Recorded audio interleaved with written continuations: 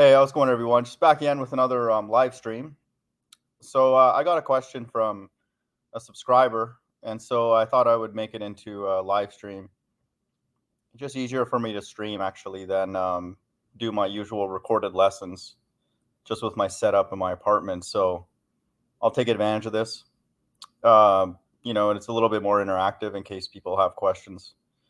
But I'll just read the question, and it got me to think of my response, and then Genesis 22, which is an incredible interaction that the world would deem a crime first and foremost and insane, but we of the Bible view it as a man of faith, Abraham, and so that's what I'll use to answer the question, and then I'll fill it in with other verses. But it's a great question. The subscribers like, I had a question for you. What are your feelings about the patience or lack of the saints that dictate the end times? I like the analogy you used in one of your videos that the elect are God's temperature gauges here on earth, but they can't die. So I wonder if they, or even one of them, say, that's it,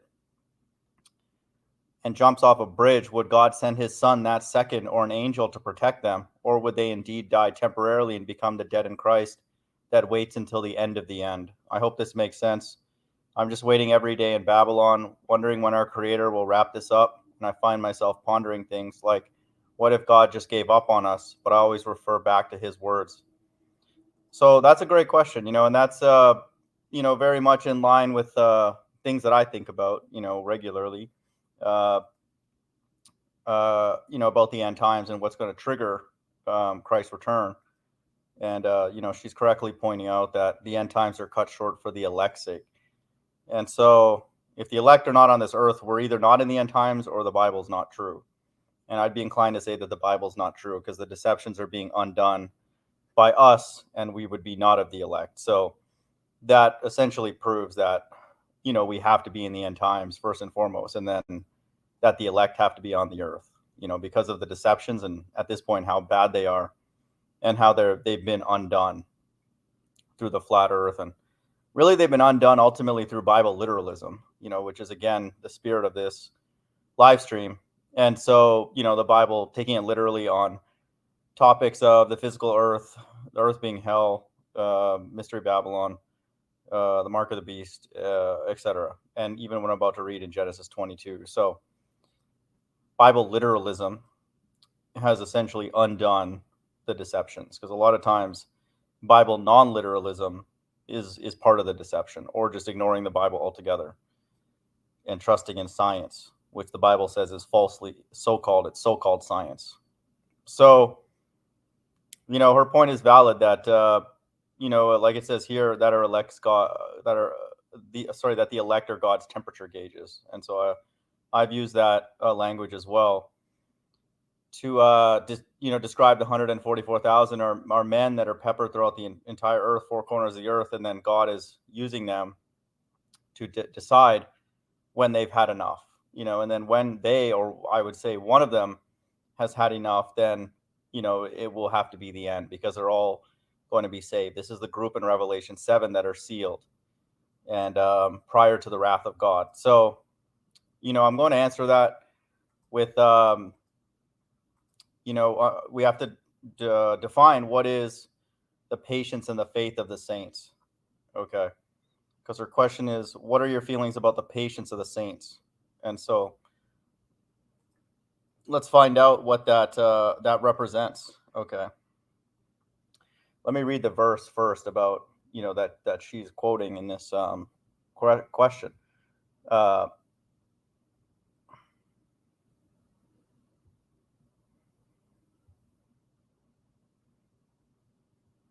The patience and the faith of the saints. We have to define what is patience and what is faith, and who are the saints.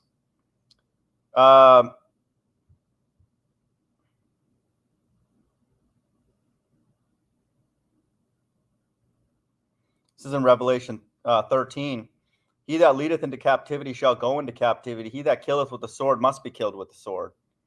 Okay, so those are all things that happen here on earth, okay, prior to the kingdom being established. Okay, here is the patience and the faith of the saints. And so let's understand. I mean, I did a video recently where I went through the verses related to the saints. So, I'll just reference that video. And then we're going to get an example of a saint here in Genesis 22. So, in case that video wasn't enough, we'll get Abraham, as an example of a saint, and then how he's exercising faith here. And so, and I'll give an example of patience in Second Ezra. So most people will use that verse and think that patience is actually, just kind of lingering and just kind of being down with whatever and all that. In terms of the earth, it's impatience. Okay, it's being impatient with evil, and this group is patient with other believers. Okay, because that's what the Bible is written for Israelites and by Israelites. And so patience does not mean sitting around other evil people. Okay. We're not even supposed to be around other non-believers according to Amos 3:3, which I'll get into. So, but for now, let's focus on the faith part and then the saints, and then I'll deal with the patience. But Genesis 22 is an incredible interaction between God and Abraham.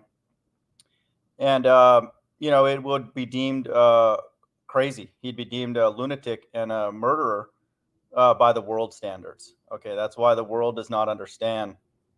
Most of the world does not understand the Bible, even including a lot of the people reading the Bible and quote unquote teaching it. Okay, it's not for them because they don't believe that this ultimately is what God looks for, and it hasn't changed in the last days. The faith of Abraham that I'm about to read. So they just think, yeah, whatever, it's okay, no big deal. Abraham's down for whatever. He's kind of like, 50-50. He'll kind of have one foot in, one foot out. This does not sound like a person that is double-minded.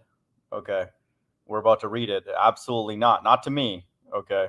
And the few people who have common sense, this interaction does not sound like an individual who's playing around. Okay. Goofing around or anything like that. And I want people to keep in mind this also encodes the sequence of the end times, which is not surprising to me at all anymore.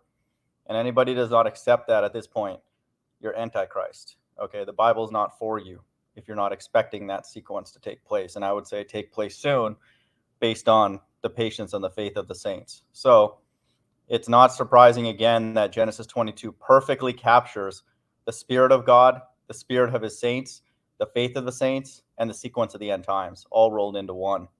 Genesis 22, 1-17, and it came to pass after these things that God did tempt Abraham and said unto him, Abraham, and he said, behold, here I am. Wait a minute, I thought God doesn't tempt. Okay, so what's going on here? Do we have a contradiction maybe in the Bible? It's only a contradiction for those people who don't have understanding. Okay, a lot of these Satanists. James 1:13, let no man say when he is tempted, I am tempted of God, for God cannot be tempted with evil, neither tempteth he any man. So Christ was not truly tempted by Satan. Okay, that interaction was for us.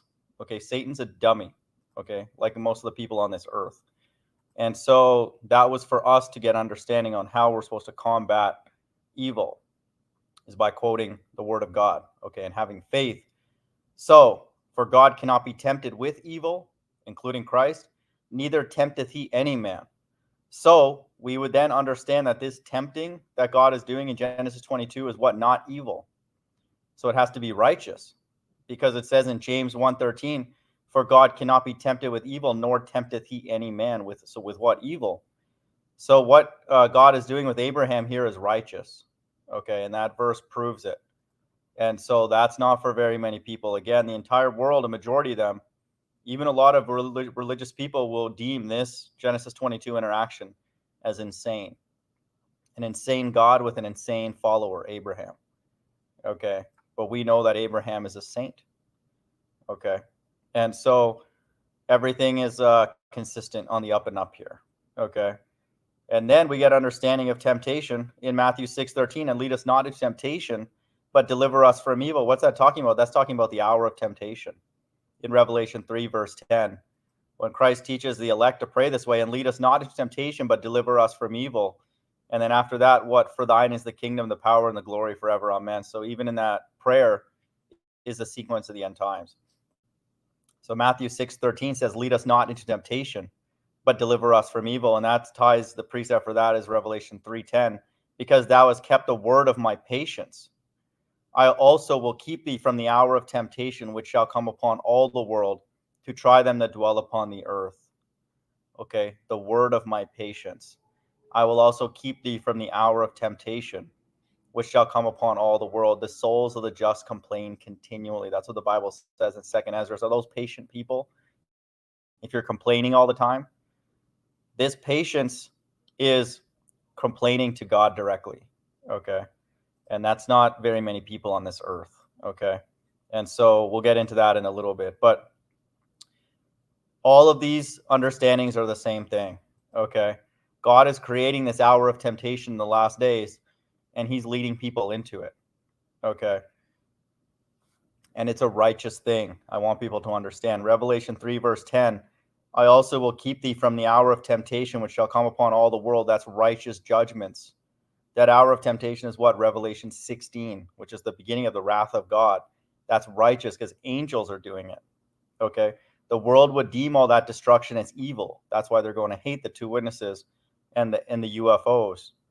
But I want people to know that temptation is righteous in Revelation 3 verse 10, Matthew 6:13, and Genesis 22. Those are all righteous things because they come from God. And again, I want people to understand the consistency between those three is that the world would deem it evil, but the elect would deem it as a testing of allegiance to God. Okay. And that's righteous. So God is testing Abraham's allegiance to him, and then he clearly passes the quote unquote test. And so understand that. Okay. Other people with no understanding will come by here and say they have a contradiction. God will just destroy those people. They're stupid. Okay. The only thing that matters if this God is true is our allegiance to him. And there's no like, yeah, maybe 50-50 or yeah, you know what, I'll maybe, imagine if God came to Abraham and was like, yeah, you know what, I'll do that tomorrow. Maybe in a week. Come back in a week.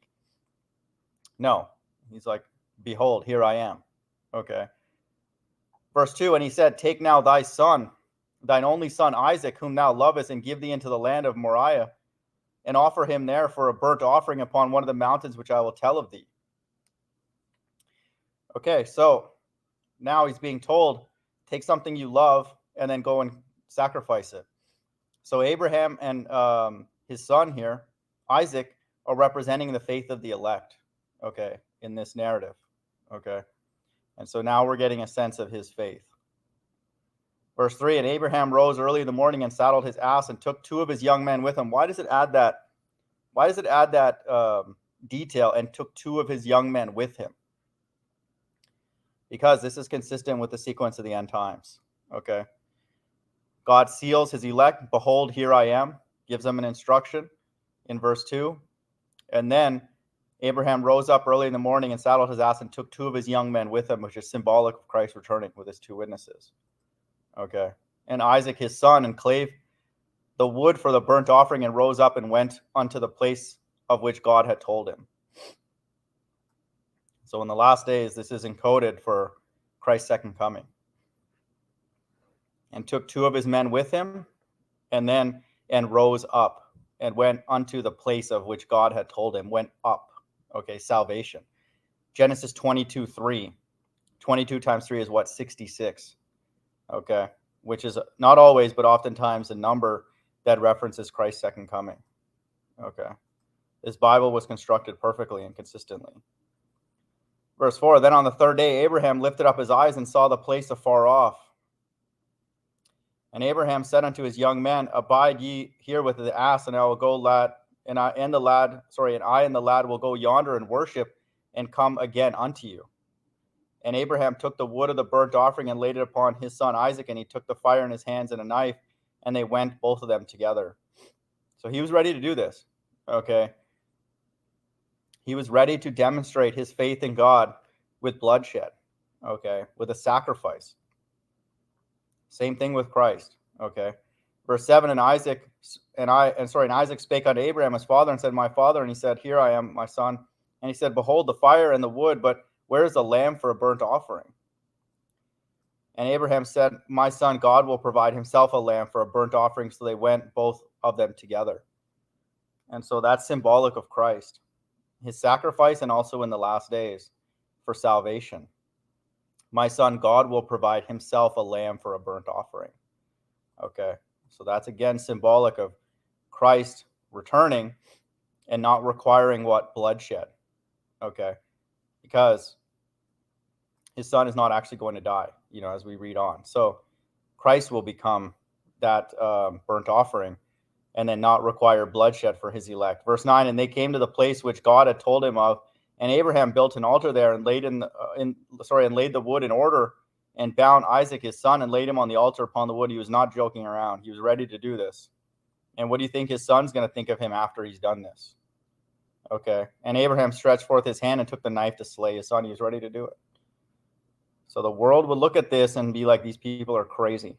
They're totally out of their mind. Okay. He's willing to kill his own son. Okay. Verse 11, and the angel of the Lord called unto him out of heaven and said, Abraham, Abraham, and he said, here I am. Okay, so this is all encoding. This angel of the Lord represents Christ in the last days. So the bloodshed will not be required because Abraham expressed his faith right up until death. Okay, he's ready to do it. He's not playing around, just like I'm not playing around. Okay, and then the real people of God are not playing around. We'll give up our life happily if that's what's required. Okay, gladly, with a big smile on our face. Okay, not like you dumbos. Verse 12, and he said, lay not thine hand upon the lad, neither do thou anything to him. For now I know that thou fearest God, seeing thou hast not withheld thy son, thine only son, from me. Okay, so he passed the quote-unquote test because he was ready to shed blood. Okay, and Abraham lifted up his eyes and looked, and behold, behind him a ram caught in a thicket by his horns, and Abraham went and took the ram and offered him up for a burnt offering instead of the son. And Abraham called the name of the place Jehovah-Jireh, as it is said to this day, in the mount of the Lord it shall be seen. Verse 15, and the angel of the Lord called unto Abraham out of heaven a second time. Okay, so Christ is going to reappear. This is representing of Christ in the last days. And so he's going to appear after the great tribulation. And the angel of the Lord called unto Abraham out of heaven the second time. Okay, and said, by myself have I sworn, saith the Lord, for because thou hast done this thing, and hast not withheld thy son, thine only son, that in blessing I will bless thee, and in multiplying I will multiply thy seed as the stars of heaven, and the sand which is upon the seashore, and thy seed shall possess the gates of the enemies, which is referring to the kingdom. So after Christ reappears the second time, after that you have the kingdom. This is in the last days. So notice how Genesis 22 mirrors the sequence of the end times. Okay, and its sequence mirrors Christ's sacrifice as well. Okay, where he demonstrated his love for the Father through bloodshed. But this Genesis 22 mirrors the end times perfectly. Okay. Genesis 22:3, and Abraham rose up early in the morning and saddled his ass and took two of his young men with him. In the last days, that's the two witnesses. And Isaac, his son, represents the elect. Okay, because they're not going to die. Okay, they're going to be up to the point of death. And Matthew 6:13, and lead us not into temptation, but deliver us from evil. Okay, in the last days, it's death. Okay, and so that's the faith and the saints is right here in Genesis 22. And so I don't see this, just being honest. I don't know what to say. Like, I do not see this in the Christian church amongst the Israelites. I don't see this. Okay. And so for the people out there, if you're really about this book, you have to be ready to give up your life. Okay. And things that you love, whatever that may be. Okay. For me, pretty much it's golf, but that's not a big sacrifice. So I'm not really sacrificing anything at this point. And I sometimes wish that I was, honestly, because then it would be some kind of a sacrifice.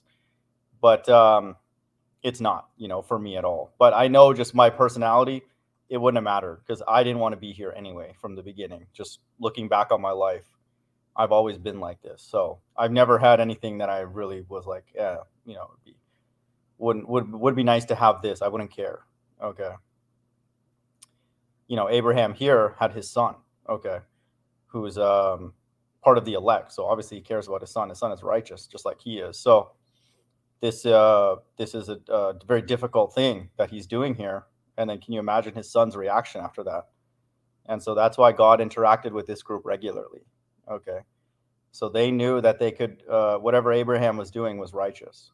Okay. So they went along with it. Okay. And so this was not an evil request. Okay. God did tempt Abraham, but not with evil, but with righteousness.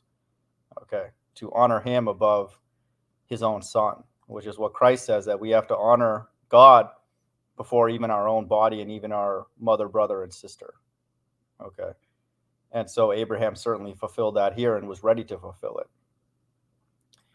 So that's the faith. And so this type of faith you do not see. Definitely not on YouTube. Okay. Definitely not on YouTube. Let me say that again. And you don't see this very often in the world. That's why this group is a very peculiar group. People will look at us funny, because they're like, what are you talking about? Like, you want to die, or you're going to sacrifice your son, or what are you talking about? Okay. In order to show allegiance to the Most High, people will find that strange. Okay. Not me. This interaction in Genesis 22 makes perfect sense. That this God is testing Abraham to see, does he love him more than his own son? Okay. And so, it's proven that he did. And so it's also I just find it amazing every time I read the Bible, and then, being drawn to different chapters, that it always reaffirms the sequence of the end times. Okay. Christ appears, takes away his elect, which in this case is Isaac. Then there's the time of his two young men here in this verse 3, which is the two witnesses. And then there's a 1260-day period of the time of the two witnesses. Okay. Verse 5, it says, I and the lad will go yonder and worship. Okay. The gospel is going to be preached during that 1260-day period of the two witnesses. And then, like it says here in verse 15, and the angel of the Lord called unto Abraham out of heaven the second time. And so Christ is going to reappear at the end of the Great Tribulation with his saints, with Abraham and Lazarus, and they're going to be destroying, for 30 days. And then you have after that the kingdom, which is here in verse 16 and 17. So it all checks out. And so, we give our life up cheerfully. Okay. We don't have any bitterness. Why did God do this and that? We're thankful. Okay. Because we don't want to be here anyway. So it's not even, for me, it's not a big deal. And really, for anybody with a functioning brain, there's nothing really to give up here. Okay. This is totally defiled. Here, Abraham's actually giving up something precious, his son, Isaac. Okay. What's precious here on this earth? Nothing. Everything's disgusting.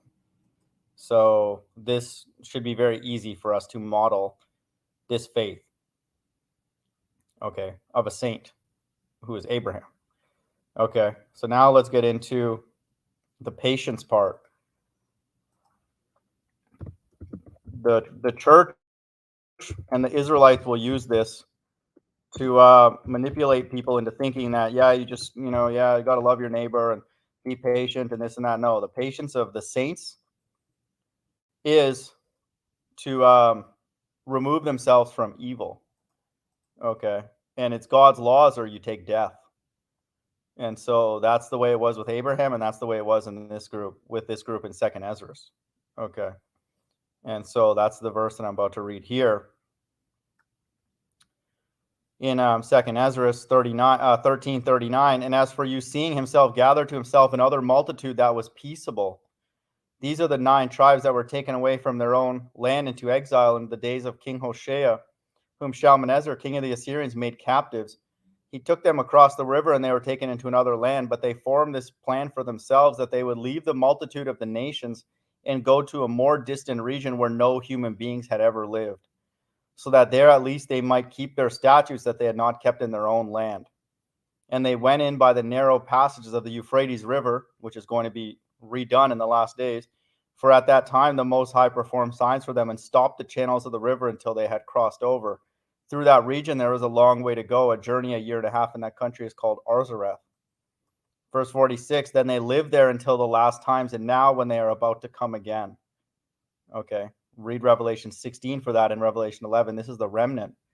The Most High will stop the channels of the river again so that they may be able to cross over. Therefore you saw the multitude gathered together in peace. And so this group is not patient. Verse 41, but they formed this plan for themselves, that they would leave the multitude of the nations and go to a more distant region where no human being had ever lived. Listen to this, so that there at least they might keep their statutes that they had not kept in their own land. Okay. And so this is not a patient people like the quote unquote Hebrew Israelites and the Christians and a lot of you donkeys that come by my channel. Does this sound like a patient people here in 2nd Ezra? Making a year and a half journey to go as far away from these demons as possible? And they're there right now because of verse 46. Then they live there until the last times. Okay, they didn't come over to America and be around a bunch of Babylonians like other stupid people teach. Okay, they're there right now. Then they lived there until the last times, because this whole 2nd Ezra 13 is talking about the wrath of God. Okay, if you read a couple of verses earlier, this is the verse that I quote a lot. 2nd Ezra 13:33. Then when all the nations hear his voice, all the nations shall leave their own lands and the warfare that they have one against each other, which is happening right now and it's going to intensify. And an innumerable multitude, and that's in verse 33, talking about all the nations. Okay, so even the Apocrypha has quote unquote numerology for all you dum-dums. And an innumerable multitude shall be gathered together, as you saw, wishing to come and conquer him. But he shall stand on the top of Mount Zion, so he's with his elect, and Zion shall come. So he's going to be returning with his elect, with all the saints, and be made manifest to all people, prepared and built, as you saw the mountain carved without hands. That's in a UFO. And this language is the same as the book of Daniel, which leads me to believe that Ezra and Daniel are the same person. Verse 37, then he, my son, will reprove the assembled nations for their ungodliness. This was symbolized by the storm. Verse 38, and will reproach them to their face with their evil thoughts and the torments which they are to be tortured, which were symbolized by the flames, by fire, and will destroy them without effort by means of the law, which was symbolized by the fire. And so this is talking about the wrath of God at the end. And then in verse 39, it says, and as for you seeing him gather together another multitude that was peaceable. So this is at the end, in the Middle East, okay, not in America or whatever the hell these stupid people teach who don't have any understanding. Okay. And so this group is there right now, and they've stayed there until this time. And so these are Israelites. Like it says here, these are the 9 tribes that were taken away from their own land into exile into the days of King Hoshea. And so this is not a patient group of people when it comes to evil. They're patient amongst one another, okay, with their own people who are under the laws of God and need grace at times when they dishonor God's laws. But they're not patient with these other people who take them captive and don't allow them to keep God's laws. They're very impatient. In fact, they're like, take me as far away from these dummies as humanly possible, which is what I'm asking for today. And I'm going to ask for again tomorrow, and then the day after, and the day after that. Okay. Take me away from these truthers and these Babylonians and these liars and these actors. Okay. That's not patience the way the world would describe it. They're very impatient with evil, and they're very patient with God's right-hand side. Okay. I'll also read Revelation 18:4. Does this sound like a patient group of people? Revelation 18:4 is a verse that I quote a lot. I'll just get it in the King James. I read that one in the NRSV. I kind of like the other translations once in a while, just to hear it from a different vantage point. But Revelation 18:4 also describes the patience of this group of people. And I heard another voice from heaven saying, come out of her, my people, that ye be not partakers of her sins. Does that sound like it's some sins, or, most of them is that ye be not partakers of her sins, and that you receive not of her plagues? So if you take part in some, you may get some of the plagues. But if you don't take part in any, then you get none. Okay, so depending on how much you do that, we do that, then we may receive a reward. Okay, So this does not sound like a patient group of people the way the earth would define it. Okay. Amos 3:3 is another good one. We're not even supposed to be in the presence of non-believers. People that don't believe in God and they're atheists and this and that and just make up every stupid thing. Amos 3:3, and that's not a coincidence, that's in 3:3. Okay. Talking about the last days. And then also just talking about, people who are deceivers and actors. Like a lot of you people. Amos 3:3. Can two walk together except they agree? So that's obvious at this point. And so that's the deal. And so we're asking for separation from these people that don't agree. And that's why that's in 33, because that's talking about salvation. Can two walk together except they be agreed? And so that's why we're asking for salvation. And that's why the group in Second Ezra, they didn't agree with their leadership, because their leadership did not allow them to honor God's laws. Even one of them. That's how picky that group is. Even if they said you can honor all of them except one, they'll be like, no, we got to go. Because once we offend one, we can offend them all. And we will be offending them all. And that's in the book of James. They're like, nope, I don't care. It's not 9 out of 10. This is not a board game. Okay, it's not a game show. It's not best 2 out of 3 or something like that. If they're not allowed to keep them all, they say bye. Okay, and then they go to a distant region where no man has ever dwelt. And that's what we're asking for in the last days with salvation. It's the same thing. We cannot go to a distant land and do stuff and make a community there, because that takes generations to be able to build a sustaining community, and you need God to do it now, just like they needed God to do it then. So that's not an option for us. The only option is up. And so that's the times that we live in now. And it's the exact same thing. So this is not a patient group of people like you've been led to believe. Okay. By people who are like, yeah, just do it. God will forgive you. Does that sound like this group of people? We even have end times teacher in the chat who's teaching people that, God will forgive you for taking the mark of the beast. Don't worry. Just don't take the next thing. Does that sound like these people that I've read in Abraham and Amos and James and Matthew and Revelation? Does that sound like these people? Not to me. Okay. And so these people are all about separation, because these are the elite. Okay. The Israelites are the elite people on earth. Why? Because their souls are the purest. And how are they the purest? Because they honor God's laws up to death and with death. And they've been doing that throughout human history, and Christ is the supreme example of that. Okay. They don't value their life here because they know that this earth is hell. And so they're not going to compromise at all. And I don't see that. Not even close. And so either the Bible's not true, or it's just not meant for the people that I see. Okay. Which is possible. But that's what these people are all about. James 2:10, for whosoever shall keep the whole law and yet offend in one point, he is guilty of all of it. So if your government is saying, you know what, you can honor most of it, or half of it, then are you okay with that? We're supposed to say no. We'll take death before that. Where are those people, quote unquote, teaching on YouTube? I don't see it. And so they must just be actors. Okay. And so the people of this book, however, James, Amos, Matthew, Ezra, Daniel, all these people, Abraham, of course, they're like, we keep it all or we die. Okay. And so that's the patience and the faith of the saints. And that's what, we know now. Okay. And we've always had that baked into us from the beginning. Because if we would have known better, we would not have taken part in this system. Okay. But again, the Bible says we are subject to vanity, not willingly. And so this was God's doing. Okay. And it was part of a humiliation campaign. And that humiliation for me is over. It's 100% over. And that's offensive to the world because they want to be humiliated more and they want us to be humiliated more. And that's including the truthers.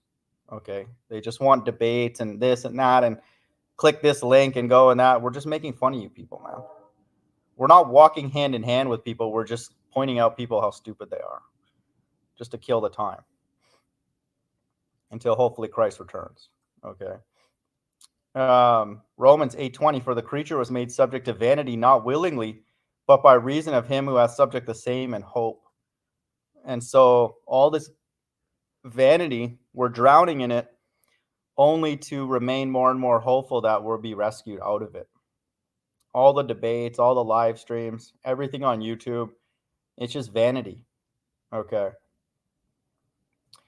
Because it's not of God. It's not of God. No one's quoting God in any of this. Okay. It's just total nonsense. That's pretty much my lesson, actually. Yeah, son, good to see you. ETT, what's up, man? And Bible Defender, what's up, dude? What did he say about the ties, actually? Let me look it up. I didn't quite see that. I think I just started this stream. But that's the lesson for the person who sent me that. If you have any follow-ups to that, let me know. I can address it privately or do a follow-up lesson on it. But you have to know what the patience and the faith of the saints is. You have to understand who the saints are first and foremost. And then a great example of that is obviously Christ, who's the supreme quote unquote saint, and Abraham, of course. Okay. And so they're the ones who we would look at and be like, they were ready to shed blood. And one did. Okay. And in a very, very painful way. That's Christ. And so we have to be of that mindset in order to receive any kind of blessing from God. And so I don't see that. I see a lot of people still comfortable here, which is very, very odd because Abraham was ready to sacrifice something precious. We're being asked to sacrifice garbage, and people are like not wanting to do that for some reason. Okay, that doesn't make sense unless they're just actors. So let's see what ETT said about that. So I made a comment about Bible Defender made some statement like if he got some money, he would give it to the poor and just live a middle class life and something along those lines. And then I'm like, well, Tahar said that he doesn't give his money to the Most High. And so I asked him, is Tahar a demon? Just to see what if he would be upfront about throwing Tahar under the bus for how evil he is. And I can't remember exactly what he said. I don't want to quote him, so I'll just read it. But that's the interaction that he's talking about. I'm not sure if ETT's even replied. I don't see that yet. Let's see. One thing I want people, a quick point I want to make about my video that I just posted on Shanghai. What I want people to do is Google the definition of Shanghai. Okay, with these lockdowns.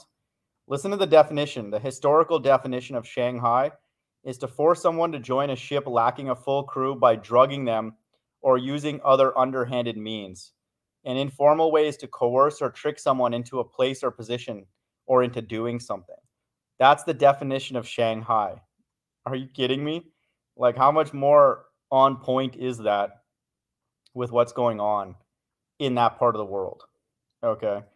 Just read the definition of the word. This is like truth in plain sight. So anyway, that's not related to this, but it just further shows that, the whole point of me throwing Tahar under the bus, which I do regularly, is just a small reaffirmation that the two witnesses are not here yet. Just like we read in Genesis 22, that's with Christ. Okay, they're going to be with him when he returns. So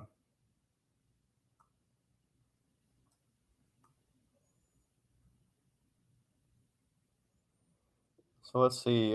Sorry, it's taking a second for me to get to this. It's all.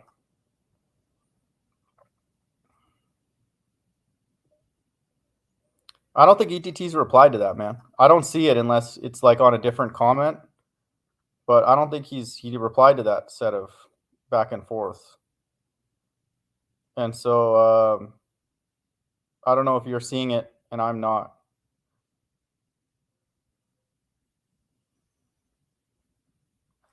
But here's the sequence of like what I was saying. I said, Tahar said he's not sending the tithes to the Most High. And I asked Bible Defender, do you agree he's a demon? And he's like, well, the tithes are really supposed to go to the Levites. So yeah, especially if he's not at least doing that. And I'm like, tithes are not meant to go to prostitutes, right? ETT would be like, show me the verse that says tithes can't go to prostitutes. I was making a joke. And that's what ETT would say. He's like, oh, there's no verse that explicitly says that and stuff. And then they're just actors. Okay. And Bible Defender's like, well, in the book of Sirach, it says, don't give your money to sinners. Okay, so he's going off in that stance, which is true. We're not even supposed to be around these people, much less like give them money or listen to what they're saying and this and that. Okay. And then LLP is like, they would just argue that Jesus said tax collectors and prostitutes will go into the kingdom, which made me laugh. And so the people teaching the Bible are completely brain dead. Like they're totally stupid. And so I was like, to LLP, I was like, yeah, I would not be surprised one bit if they played that card. And, Bible Defender correctly says that's not even what they're talking about, which is true. They're not talking about unrighteous people, tax collectors and prostitutes. They're talking about tax collectors and prostitutes that have repented of their sins. They're not continuing to do that, of course. And so I don't know if I'm not seeing it, Bible Defender, but I don't see his reply if there was one. And I'm even checking my held for review and I don't see any. So if End Times Teacher is still here, he can type his response in the chat. But I suspect that he won't because his job is to shill for evil people like Tahar, who's very clearly an actor. And so if you're shilling for an actor, guess what TMoG calls you? You're an actor as well. Okay. As a corollary. Look up that word. And so that goes the same for Ken Hovind. That goes the same for Pastor Anderson or anybody. Deacon Sakari. Anybody. Okay. We're supposed to sigh and cry for all the abominations that are done in the midst thereof. And that's clearly going to be people teaching the Bible incorrectly. And that's Tahar everybody. And so there's no double honors. If you're giving double honors to them and he's your apostles, then you're evil. Okay, you're a Satanist. I don't care who you are. Bible Defender's like, no, remember he said you could give it to the prostitute. Tahar is a demon in general. Yes, correct. He's obviously on God's left-hand side. He can't even teach his people the correct break. Yeah, exactly. He doesn't even know the shape of the earth. No, he didn't reply to it. I just brought it up to see if he would say it's okay. Read my, yeah, if he's still here in the chat, let's see what he says. So Tahar, the video that I'm referencing of Tahar said that he does not take the tithes and give it to the Most High. And he said it in a very arrogant way at one of their, I think, yearly like meetups with all of his other minions. And so that's not the spirit of God. Are you kidding me? Like, I mean, Tahar's failing on so many different levels, but it just reaffirms that that group is Masonic. Okay, they're all just actors. The One Westers. Okay, it doesn't mean that everything they teach is false, of course, but they're all just playing their role.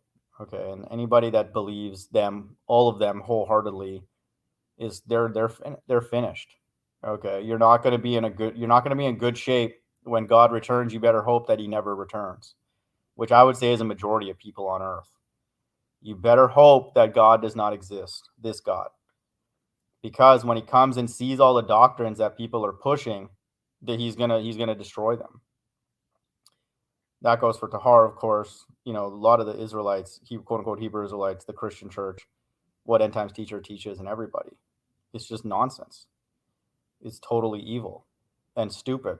And so doesn't matter. God's not going to be like, oh, well, dude, you've been teaching for this long and whatever. And like, if he's like, you've been teaching lies for that long, it'd be better if you didn't teach very much. Then God would be like, okay, good. You've only been teaching for a little while. Not many people heard what you were saying. But the longer you've been quote unquote teaching and the more lies that you've been spreading, the worse it's going to be. Okay, because the Bible says no lie is of the truth. And so the reason I'm comfortable with myself is that the things that I teach are obviously true because they're consistent with God's character from the beginning to the end. And they're consistent with what? The patience and the faith of the saints, okay, who are not goofballs. They're not goofing around, okay? They're very aware that there's judgments in place and harsh ones for people who don't obey God. And so they don't do that, okay? They don't go and misrepresent him and say that he was born of a man and woman, which is not true. Or say that his two witnesses are two groups of people, which are a bunch of retards, okay, and sick, perverted people. No, they don't do that kind of thing.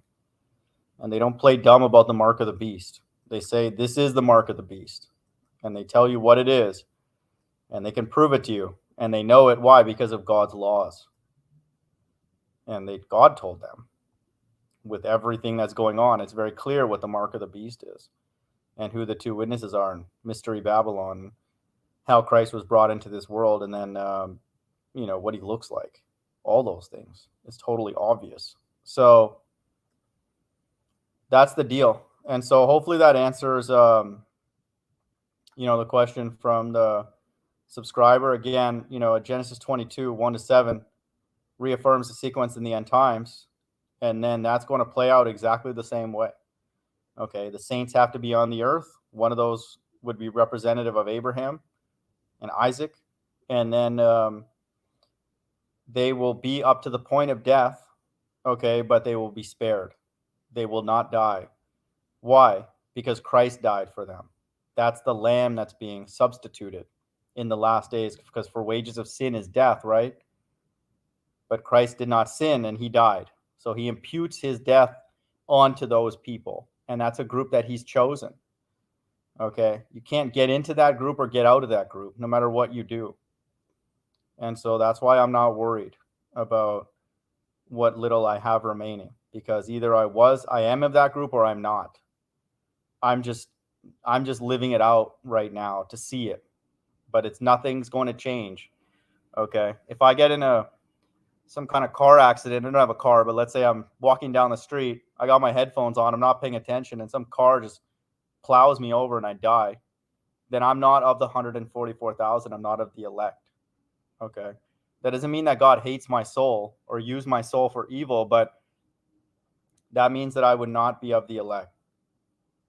And so it's not just simply the little bit of money that I have left. I could walk out of my apartment today, and if I die, then I'm not of the elect. And that answers my quote unquote question. Okay. That question's answered. Okay, at that point.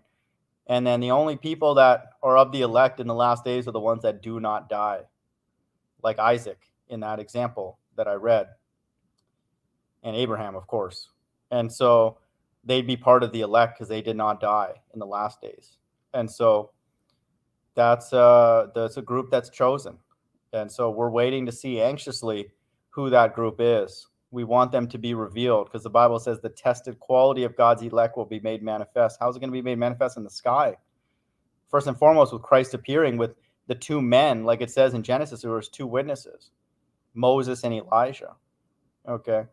Not Tahar and Deacon Sakari. Bunch of dumbos. Okay. Bunch of sick people.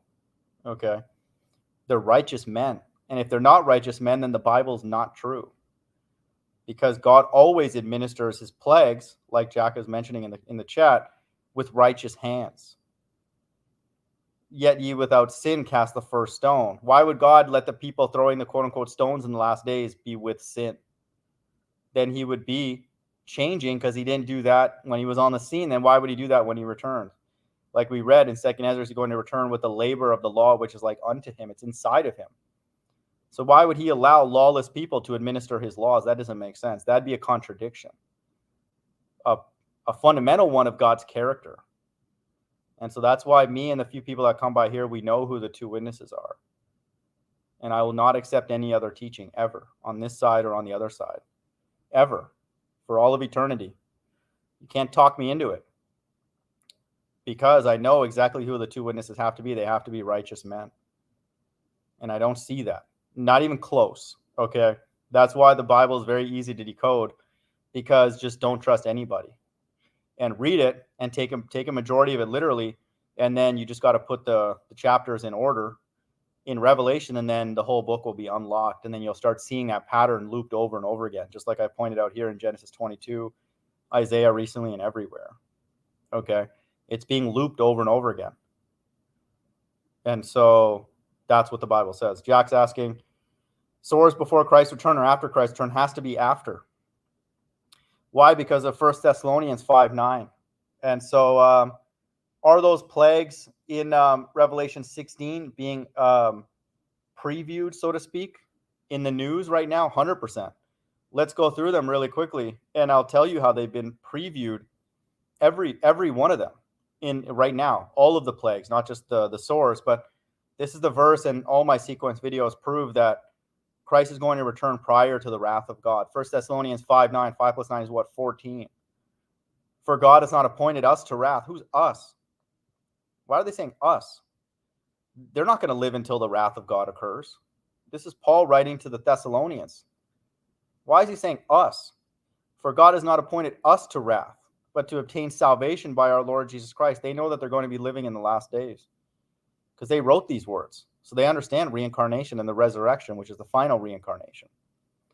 And so salvation is being exempt from wrath. And so what is wrath? If you read the end of Revelation 15 and all of 16, the wrath is the sores. Beginning with the sores is the plagues. Okay. Revelation 15 verse 1, and I saw another sign in heaven, great and marvelous, 7 angels having the 7 last plagues. For in them is filled up the wrath of God. So now if anybody wants to know, hey, where's the wrath of God in the Bible? It's right here. It's in Revelation 16. Verse 8, and the temple was filled and the temple was filled with smoke from the glory of God and from his power, and no man was able to enter into the temple until the 7 plagues of the 7 angels were fulfilled. The 7 plagues of the 7 angels, Revelation 15 verse 7. And one of the 4 beasts gave unto the 7 angels 7 golden vials full of the wrath of God, who liveth forever and ever. Okay. And so those 7 vials full of the wrath of God are the 7 plagues, and that the 7 angels are going to be administering. And so God's elect are not subject to that. So they're going to be taken away. Revelation 16:1, and I heard a great voice out of the temple saying to the 7 angels, go your ways and pour out the vials of the wrath of God upon the earth. So the elect are already in the spirit realm at this point. Verse 2, and the first went out and poured out his vial upon the earth, and there fell a noisome and grievous sore upon the men which had the mark of the beast, and upon them which worshipped his image. So that's a lot of people. That's billions of people. Because we know that the mark is out to almost 70% of the earth right now. And God's saying it's not just them, it's more people. So this God hates a majority of people on this earth. And these are angels doing it. The world will look at them and be like, that's evil. Why are they doing that? But this is the hour of temptation here in Revelation 16. And this hour of temptation involves evil. But how does that work when God does not tempt anyone with evil? These are righteous judgments. Okay. These are a punishment for things that people have done, which is a righteous thing. If someone takes the mark of the beast, which is against God's laws, they have to be punished. And so this is a righteous judgment. Okay. The world would describe it as evil, but this is not evil. And so that's what we know now. And so that's why, Christ will return prior to the sores. So if you do see sores on a billions of people, because that's what this is prophesying, then the Bible is not true without Christ appearing. Okay. It is not the word of God. Okay. And then most importantly as well, that the 2 witnesses have to be the ones who are doing it. So they have to be here and visible, because it's going to be tied to them as well. They're going to be the ones who are going to be the fall guys, so to speak. Okay. The world is going to vilify them because they need a new enemy. Okay. Because all the governments, no one trusts them anymore. And that's been for a while now. So that plague has been prophesied in the news in many places I've seen that on truther channels about, skin issues. Okay. What's the next one? And the second angel poured his vial upon the sea, and it became as the blood of a dead man, and every living soul died in the sea. And so this is similar to the plague that's happened in the past, where now God is going to literally start killing the wildlife, whether this blood is from the dead animals or God literally just changes the water, and then just causes all the animals to die in it. However he does it, ultimately it says here, and the second angel poured his vial upon the sea, and it became as the blood of a dead man, and every living soul died in the sea. So it's going to kill all the wildlife. And so we already see wildlife literally being brushed to the shore in mass numbers worldwide. Just dead animals, just laid to the side, because the water is unlivable for them, just like this earth is unlivable for us. Even the animals are complaining. So we see that being foreshadowed. And the third angel poured out his vial upon the rivers and fountains of waters, and they became blood. So now it's going to flow into all the smaller bodies of water, and it's going to now get into like the drinking water.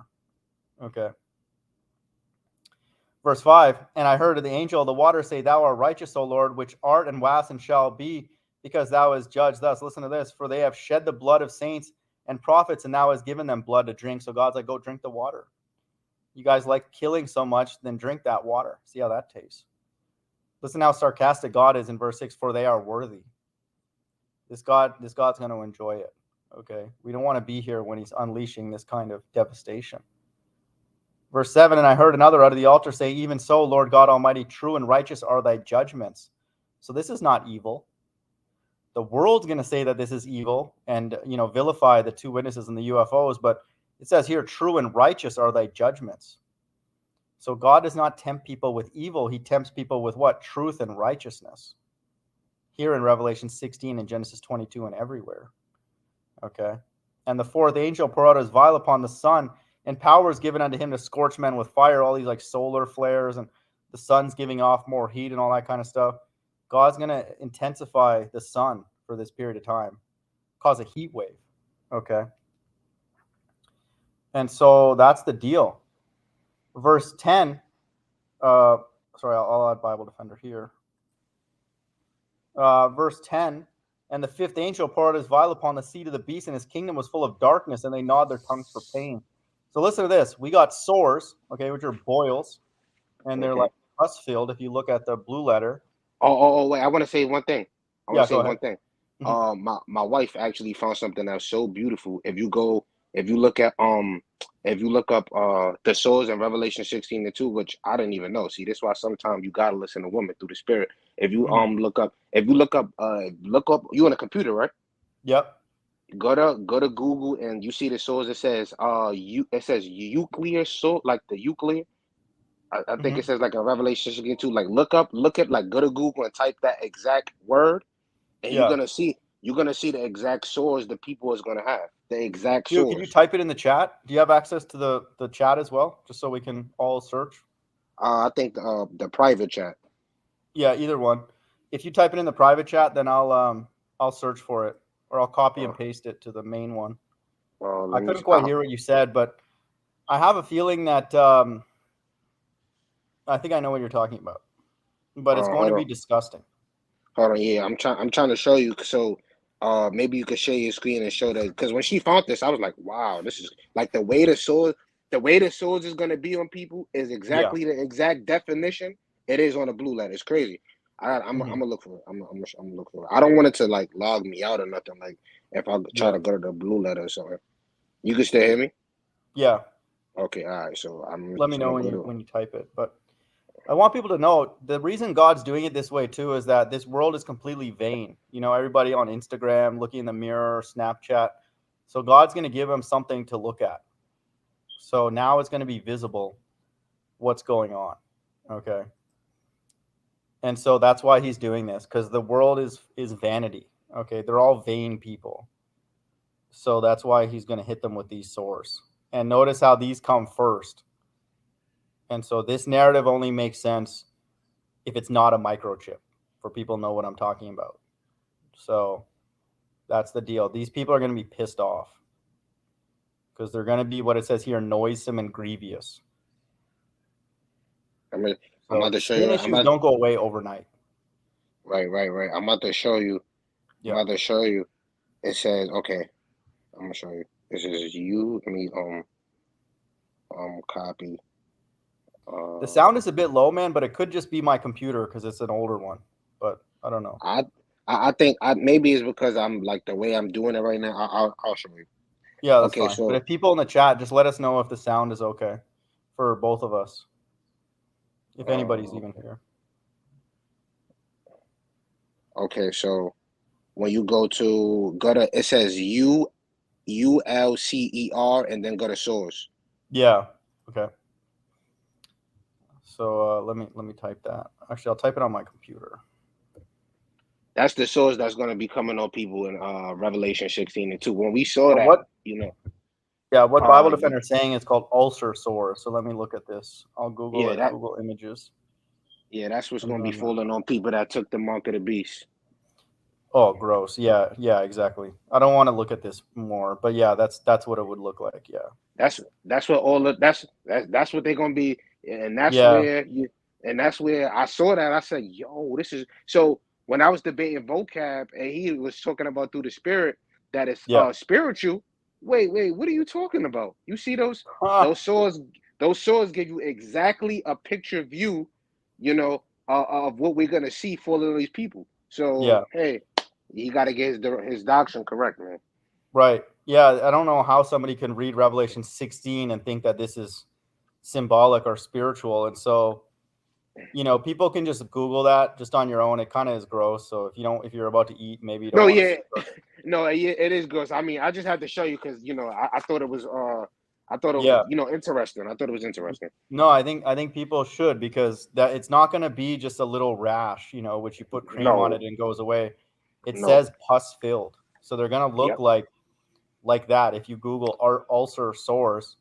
And so it's going to be like that, and then that's the thing that happens with like viruses for people who've dealt with viruses. Okay. That's what your body does. It starts creating those defense mechanisms like pus, yep. white blood cells. And then that's also consistent with the narrative that we see right now with the Corolla inside joke. Okay. So that makes sense, that God's going to start with that one. And who knows, man? It could literally be like all over their face too. You don't know. It could be on their neck, their face, and it might not just be like a couple that are hidden on your body. It could literally be everywhere because it says No, grievous, noisome, and grievous. So it's going to be all over your body. yeah, I'm telling you, you didn't want to look at the rest of the pictures, which you don't have to if you don't want to. But if Yeah. you go down to the rest of those pictures, I was like, whoa, Yeah, yeah, it's sick. those swords look crazy. Yeah. And the thing is, like, for us, like, we don't even like looking at these people without sores. So we definitely don't want to be around here with all these bunch of like pus filled, disgusting people. So Yeah, that's not for us. it's gonna look like a damn a zombie apocalypse. Because Yeah, I just mean, like you spoke about the that's where you're gonna be able to clearly differentiate. Okay, yeah, now we're already in that time. You can see that, but you're gonna you're gonna see over billions of people going to the hospital. You might see somebody coming out your house. I got sores. yeah, exactly. Exactly. And dude, think about this, BD. How pissed are they going to be, the people that don't have them? They're Right. going to be like, oh man, they're going to be like, then they'll start looking up all the records that they have on people. Oh, you're a truther, you're this, you're anti Mm-hmm. that, and all that. So then that's where I think that's where they're going to start making a life or death decision. Right. So people are going to have to Oh, die. I got a proposition. I got a proposition to talk about, and this is really what I wanted to talk about Yeah. pertaining to to her being an actor. Like one thing people got to understand is we're not like I don't think people got to understand like it's a time and place to play around, and there's a time and place to like go around and acting or masquerading around like you're a righteous person. But like we all understand that it's like certain things are clearly to see, and it's like damn. Are you gonna ever sit there and teach your congregation that you say that you love, or your people? Because that's what it comes down to. Your people that you claim are the Israelites. Yeah. If you love them, you're gonna obviously do the right thing. Hey, I would say he's not a demon if he turn around and teach everything correct in tomorrow, because Yeah. that's something has to happen to you to where you may have to, get it right. It may have to be detrimental. You may have to, I don't know. It could be anything. He wake Yeah. up tomorrow, everything he just start teaching right, and then the next day, oh shit, Tar is no longer a demon. What happened to him? We wouldn't know. But Mhm. up until now, we clearly see it because the spirit. And it's not like we just want to make fun of him. There's things like, oh, the example I actually wanted to first bring up was he literally, this was like 2 months ago. You could look this up on Mhm. they on GMS Info YouTube, and I was laughing out of my pants because I'm like, what the hell? They're literally telling GMS people, don't come to the camp if you're contaminated. Are you kidding Wow. me? Are you kidding me, Wow. bro? So it's like, where's the thin line between like saying, okay, that doesn't make sense and this makes sense, bro? Why would you be telling people don't come to the camp because you're contaminated? Are you kidding me? Like that? Are come on, like, and then they make a video right after that saying, oh my God, we didn't even know the corona was real. It's real. Hmm. That's Yeah, literally what they said. they're wearing masks and stuff like while they're prophesying. So like that's, I mean, that's a joke. Like that's, and then I mean Sakari's selling the mask, which is even worse. So that doesn't even make sense. And so ultimately the group, whoever the elect are, they're not worried about sores or death even because they're not going to die. So they wouldn't wear a mask or do anything like that. So they're just letting us know that it's not them, that are like that. But I want people to know, like, skin issues in the Bible, like leprosy and all that, means that you're unfit. Okay, you're unclean, and so that's why God does this. People are like, "Wow, why would He pick skin issues? I mean, He could do anything. He could make their hair fall out. He could whatever, like, you know, cut their arm off or something. But like, God has a balance. Okay, He's letting people know that these people are unclean, and so all the things in the quote unquote Old Testament, God's using those here. And then again, I referenced a video I did a while ago. These 7 plagues mirror the 7 days of creation. Okay. God made light and darkness. And then here he's separating 2 groups of people, his left and his right hand side, light and darkness, with these swords. And then I've gone through all these 7 plagues and they mirror the 7 days of creation. So it's the same thing. It's the same God. Okay. Oh, I wanted to Exercising the ask you. same judgments. Oh yeah, I wanted Yeah. to ask you a question Yeah. about Go ahead. not to cut you off, but about Revelation the 15th chapter. If we could go to that real fast, because Wait, I Bible wanted Defenders, I can't hear you very well, man. Is it just me? Because my computer is garbage. Is it, or you have a new setup or something? not that I know of. It's the same setup. I mean, Okay, go ahead. Hopefully the audience can hear you. I just can't hear you very well. Go ahead. yeah. I was saying, can you go to like Revelation 15? I'm gonna tell you my interpretation, but I wanted to know like if we have the same interpretation when we go to Revelation 15. I think it's like the first verse or the second verse. I think it Yeah, is. yeah, I'll read it. Revelation 15:1, and I saw another sign in heaven, great and marvelous, 7 angels having the 7 last plagues, for in them is filled up the wrath of God. And I saw, as it were, a sea of glass mingled with fire, and them that had gotten the victory over the beast and over the image and over his mark and over the number of his name stand on the sea of glass, having the harps of God. And Right. they sung the song of Moses, the servant of God, and the song of the Lamb, saying, great and marvelous are thy works, Lord God Almighty, just and true are thy ways, thou King of saints. Right. I wanted to see like if we had the same interpretation. I would say that's the elect standing on top of the firmament. Would you agree? Yeah, for sure. Yep. Okay, all right. And I just wanted here's to. the precept for that. Here's a precept for that. Revelation 11:1. And there appeared a great wonder in heaven, a woman. Sorry, I'm reading 12 by accident. Revelation 11, verse 1. And there was given me a reed like unto a rod, and the angel stood, saying, rise, salvation, and measure the temple of God and the altar, and them that worship therein. This is in the spirit realm. But the court which is without the temple leave out and measure it not, for it is given unto the Gentiles, and the holy city shall they tread underfoot 40 and 2 months. They're in the spirit realm above the firmament. So beneath their feet is what they're saying here, for it is given unto the Gentiles, and the holy city shall they tread underfoot. So this is coded language. People think that's Jerusalem. The holy city is the elect in the spirit realm. And so under their feet, the earth is going to be given unto the Gentiles for 42 months. And so that's the Uh, earth. oh And yeah, so I that's wanted to also touch on. consistent with Revelation 15. Yep. I wanted to touch on one more thing. I mean, we don't got to make it controversial. We could just deal with it as men. I just wanted to touch on like, about the whole elect, going through, tribulation. And well, not even a tribulation, the elect, because you said the elect is not going to die at all. So No. I just want to touch on the few virtues, and if you don't agree with it, that's cool. I'm Yeah, not, that's fine. we don't, Yeah, that's we don't, fine. We won't argue. we don't, Yeah, that's fine. yeah, it is what it is at this point. Hmm. I just want to, at certain verses that I go through, I would say my interpretation would be that would be the elect. I just want to see what your interpretation, and Yeah. if it makes more sense, we already know what Hmm. it is clearly. We don't gotta, go off topic, or it don't gotta get crazy, which we don't do that. But Yeah, that's I'm just fine. saying. And one So verse that I want to clarify, this is the nice thing about the Bible, is that it says here, just and true are thy ways, thou King of saints. So in Revelation 15:3, it kind of gives you the answer. Okay. And then I want people to understand, if you go down and read, it says in Revelation 15 that then begins the wrath of God. So this is why, again, I don't need to prove this again, but all these chapters follow the sequence. The elect are saved at the beginning of Revelation 15, and then what happens after that in verse 7, a vials full of the wrath of God. So that's consistent with 1 Thessalonians 5:9. Okay. The elect are saved, and then begins the wrath of God. Go ahead. yeah, so I'm gonna bring out a couple verses, to see like if you agree, basically, so the first one I want to touch on is Revelation 20:4. Yeah.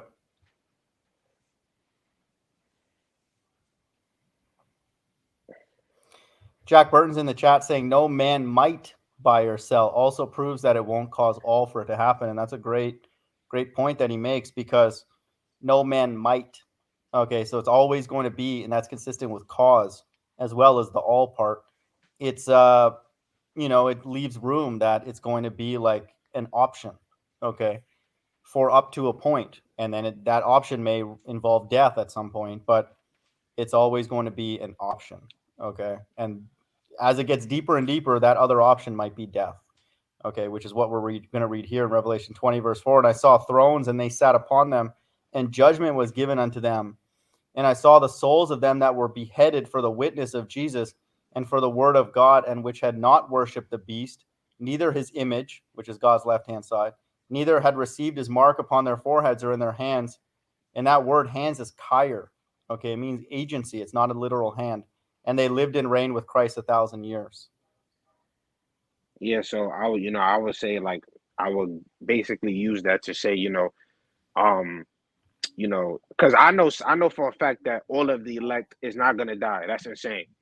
Hmm. Because I think is in I think in second address, what is it? I think it's like the second chapter, or maybe about the third chapter, speaks about how some men are not gonna die since the day of their birth. So Yeah, you have some people that's walking on the earth, which we would call immortal, but they're not immortal, because immortal means you never ever die. But exactly. they're given immortality. Like Hmm. Christ wasn't immortal. The Most High will be immortal. So Hmm. so I know that the elect is all of the elect is obviously, I mean, according to my understanding, some of the elect are definitely not going to die, just going on what second Edges says. But when I Yeah. go to that verse in Revelation 20, and my interpretation, I get out of it that that some of the elect that will go through that prosecution, or will have to suffer that prosecution, due to the fact that that's how they have to glorify the Most High, Hmm. here on earth. That's how I look at it. Yeah, I mean, some of so the elect are the top of the elect are the 144,000. And then in that group, there's women and potentially children, according to Jeremiah 31:8. So the elect is a broad term. The specific people that I know will not die are the 144,000. They will not, every single one of them. And so that's why I teach, and I think that you teach as well, that salvation is for the Israelites. And so those other Correct. people that are quote unquote taken away, like women are taken away, they're not of the 144,000, but they can be of the elect. Okay. And so that just because you're taken away doesn't mean you're going to be a leader in the kingdom, because the leaders in the kingdom are the 144,000 men. And so those women just got a better resurrection, a better final reincarnation because of works that they've done in the past. The Church of Philadelphia in Revelation 3 doesn't have to just be men. Okay. It can be men and women who are honoring that. But it's just a group that is exempt from death. Okay, so they just don't have to experience death. This group right here is dead, because it literally says they were beheaded for the witness of Jesus. And it says in here, and judgment was given unto them. Okay, judgment is not appointed for God's elect. Romans 8:33, who shall lay anything to the charge of God's elect? It is God that justifieth. Okay, so God's not going to give judgment to this group. Okay, to this group, the elect, but this group is going to experience the kingdom by pain. They have to die, because Christ did not die for this group right here in Revelation 20, verse 4. He only died for the elect. But is there like any verse I could basically, like go to say like, okay, Christ didn't die, for this specific group, but they're gonna still receive salvation? They're going to receive salvation in the sense that they're going to be in the kingdom, but they're not going to be like saved or anything like that. Like, that's this is the mixed multitude in Revelation 20, verse 4. Okay. Yeah. Okay, so how would you exegete second Esdras 16 and I think it's like 68 through 71, I think. Yeah. I'll read it. Sorry, what was that second Esdras? What now? 16 and 68 through 71. Yeah. Basically, Yeah. that's the last 4 verses of the chapter. Okay, so let's start in 66. Okay, what will you do? Because this has a sequence, it just doesn't hurt to go over it again. Or how will you hide your sins before the Lord and his glory? Indeed, God is the judge, fear him. Cease from your sins. Okay, this is come out of her, my people. Don't be partakers of sins, and forget your iniquities, never to commit them again. So God will lead you forth and deliver you from all tribulation. So there's going to be a group that's going to be delivered from tribulation. What comes after tribulation is wrath. That's why verse 68 says the burning wrath of a great multitude. This is the mixed multitude that have to go through the great tribulation. Some amount of it is kindled over you. They shall drag some of you away and force you to eat what was sacrificed to idols. And those who consent to eat shall be held in derision and contempt and shall be trampled underfoot. That's when Christ returns with his elect. They're going to be under feet. You know, Christ, the Bible says God's going to put the enemies beneath your feet. They're going, when they return in the sky, they're literally going to be trampled underfoot. For in many places in the neighboring cities, there shall be a great uprising against those who fear the Lord. This is the hour of temptation. Right now, you can go on YouTube and teach whatever you want and this and that, and then they're okay with it. But when those sores come, then they're going to be like, hey, are you with God or are you with us?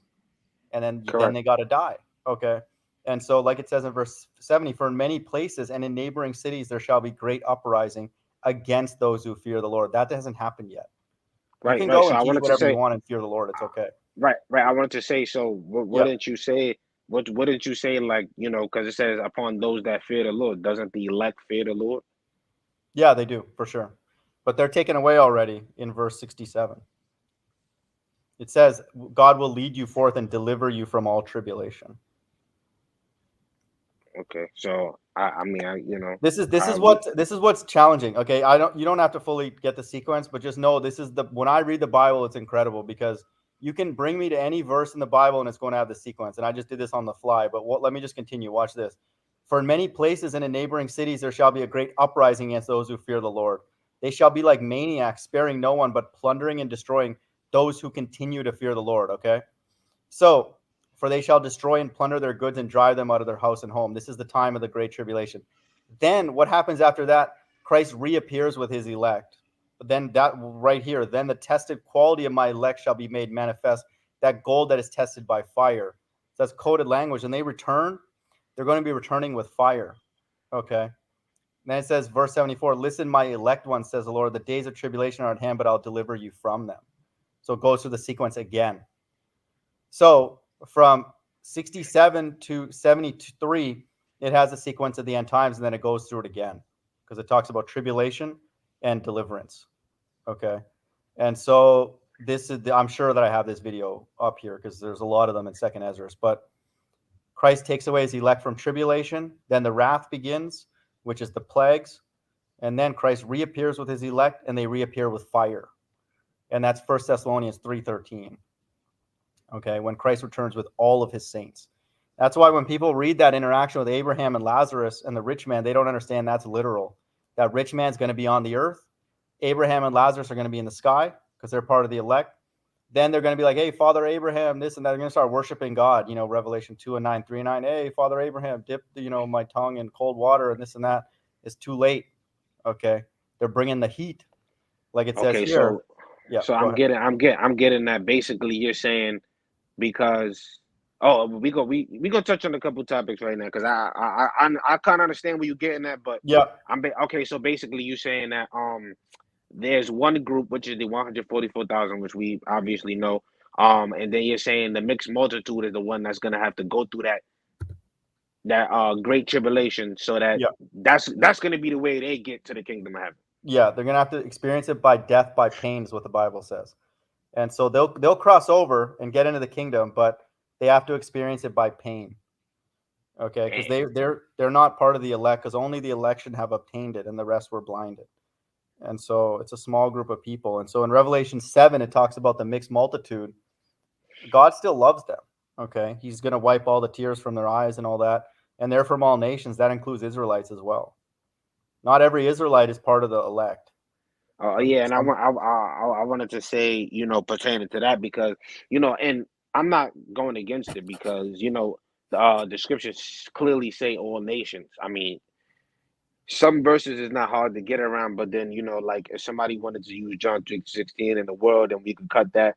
But yeah, then I would say like to cut the whole all nations part, I would say how would you say like where would they part be in the kingdom? Because it yeah, basically in Revelation 21 we see that only the 12 tribes of the nation of Israel have their own gate. So how would all nations play into that?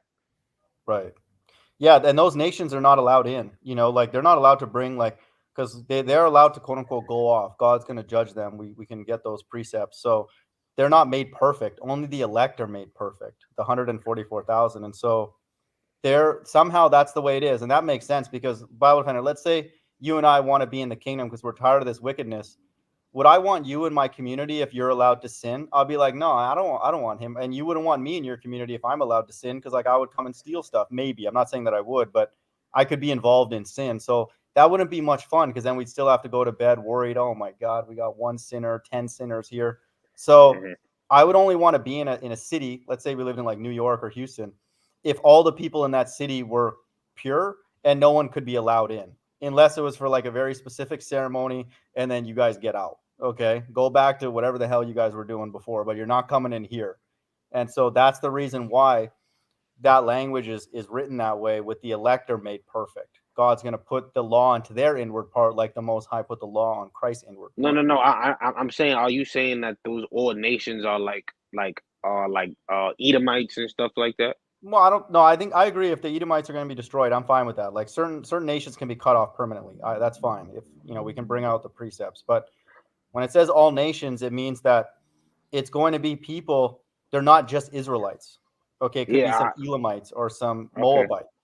Okay, but they're the ones that, like we read in Revelation 20, verse 4, Christ didn't die for them. Christ did not die for all nations. He Because only, I would say this that would be like that because when we go to John 3:16, it's actually it's easy to break it down. I mean, you don't even have to go to Isaiah 45 or 17 to really yeah, break it down yeah, because that world is clearly not talking about the whole world. Christ, if anybody knows the Bible, Christ's ministry wasn't even to the whole world. He didn't go teach in the whole world. literally, Teaching out. yes, He agreed. wasn't teaching throughout the whole world. So just placing, if you have a map and you know any type of geography, you understand that Christ literally was prophesied in a specific place, which we can still go to today. So, I mean, that's here no there on that topic. But the real point of the matter is like it would be confusing for the Most High to say all nations, but then it really means Israelites. Like, I mean, that's like It doesn't make that sense. Yeah, yeah, yeah, exactly. so that kind of doesn't make sense. But then when we go to Revelation 21, we see only that that the Israelites is the ones to make it in there. So it would be like kind of a contradiction, because like if somebody looked at that or somebody read it verbatim, like just regularly, like okay, let me take it for what it is.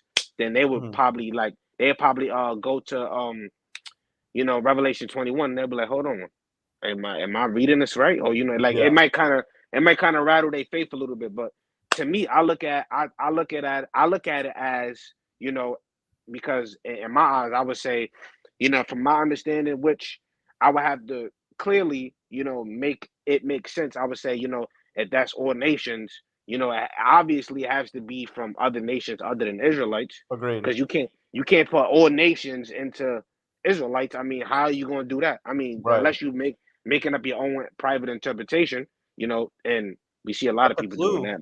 but Bible Defender, the clue here is actually verse 13. And one of the elders answered, saying unto me, what are these which are arrayed in white robes, and whence came they? Why would the elder be asking that? Because they know who the elect are. They'll be like, yeah, there's Daniel, there's Ezra, there's Matthew, Mark. They'll be like that would be a rhetorical and silly question. The reason that they're asking this is they don't know who that other group is. Who are all those souls? Okay. And so it's a lot of people. And so if this is the elect that are saved, how are a great multitude which no man can number be saved? That means a majority of people on this earth are going to be saved. How does that work? That can't be the case. And so salvation, I would speculate, is only for, let's say, 500,000 to 1,000,000 people at most. It's not going I to got. be like a great multitude. If I God has would our say, hairs numbered, how can he not number the people that are going to be saved? That doesn't make sense. Like it says here, which no man could number. first of And all, so first God's of all, we elect are in understand. the four corners of the earth, but this 144,000 are all Israelites. And the reason that they're Israelites is because they're the only people that care about God's laws. The other nations care some extent, okay, enough, exceeding the scribes and the Pharisees, but only the 144,000 are willing to die for God's laws. That's why they're saved, okay, because they'll be suicidal.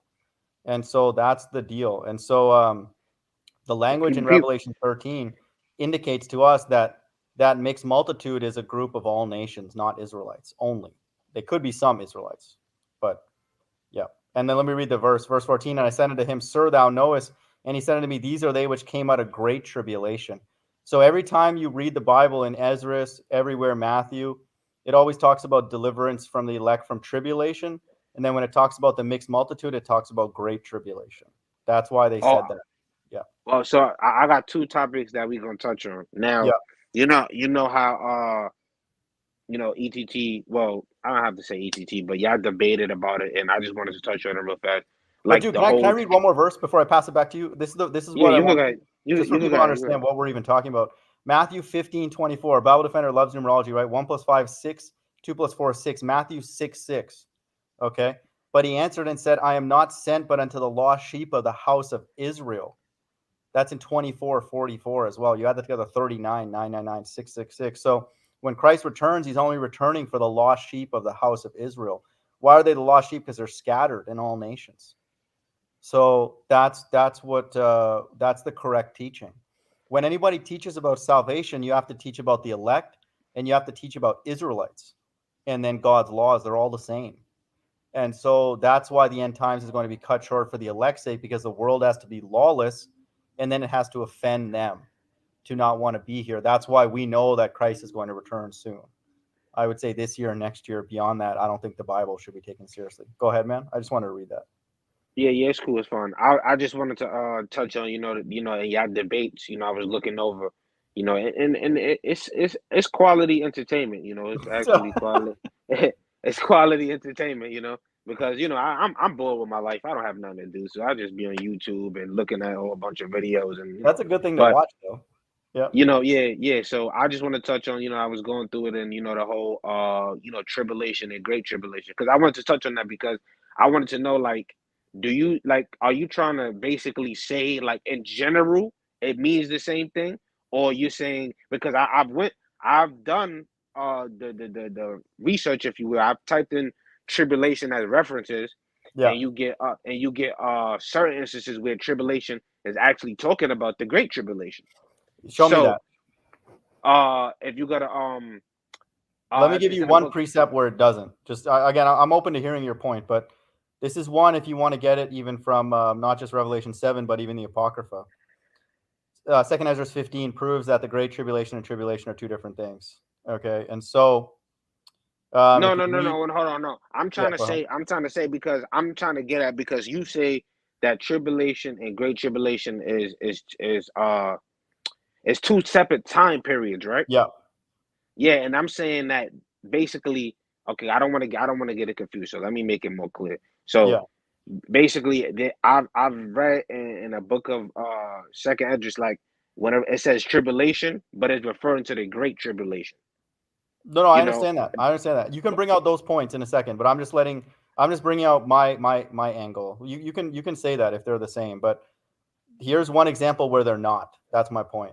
And so let me start at second Ezra 15.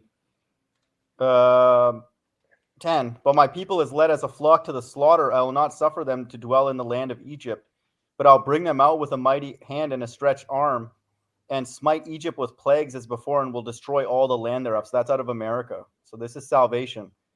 Egypt shall mourn, and the foundations of it shall be smitten with the plague and punishment that God shall bring upon it. And if you go further down, verse 19, a man shall have no pity upon his neighbor. This is what we were just reading. But shall destroy their houses with the sword and spoil their goods because of the lack of bread. And listen to this, and for great tribulation. So after the elect are taken away begins the great tribulation. And so that's why this is important to know, because the elect have already been saved prior to all the stuff that's happening in between those verses. Okay. okay, But so yeah, go ahead. okay, so basically, in your eyes, which you could take it with a grain of salt, you believe that, okay, let's say for example, before, because I just did another video, which I daily upload, on current events and things that is gonna be taking place in the future. Um, they basically just say, it's a global famine coming on the earth. Would you Yeah, say the elect before that global famine would definitely be taken away? 100%. And here's the thing to understand too, Bible Defender. Just Matthew 24 proves it, because we're reading about all this chaos and stuff, right, in Ezra and Revelation and stuff. Hmm. Christ said that he's going to return during a time of eating and drinking and giving into marriage. So that's not possible unless Christ is a liar, saying that it's going to be calm, and then also going to say that it's the worst that it's ever been. So the mistake that the Hebrews make, again, I think it's on purpose, is that they say those are the same time periods. But how can Christ say that it's going to be the days of Noah, but in the next breath say that it's going to be the most evil that's ever been on the earth at the same time? That doesn't make sense. And so the only way that that works is that Christ returns during tribulation. Okay, where there is tribulation, but a lot of people, especially in America, still are eating and drinking and pretending like everything's fine. And then after that begins the great tribulation, when things really start getting crazy with those Uh, plagues in Revelation 16. So oh, I get what you're saying now. So yeah, basically you saying, okay, so you agree that tribulation is not the great tribulation. You agree with that? yeah, and it's Okay, still so bad, but it's not as bad as the great tribulation. Like if you say, "Man, I had a bad day," I'll be like, "Okay, let's hear." And then you say, "I had a really bad day," I'm going to expect something worse, right? You're going to be like, "Oh shoot, yeah, something yeah, yeah. bad." So it's the same thing. Like I'm not saying life is bad for the elect right now, because I mean, for many reasons, but we know that we're in hell, and then, God's laws, you can't even tell the truth, or like, you basically got to be a liar to function in this world. So, and the Bible says they have no guile in their mouth. So that's why the mixed multitude don't have as much urgency as the elect, because I'm not saying they're liars, but they're a little bit more comfortable with telling a lie. The elect, whoever they are, peace be upon them, they're not comfortable with a single lie. They'll die before they tell a lie.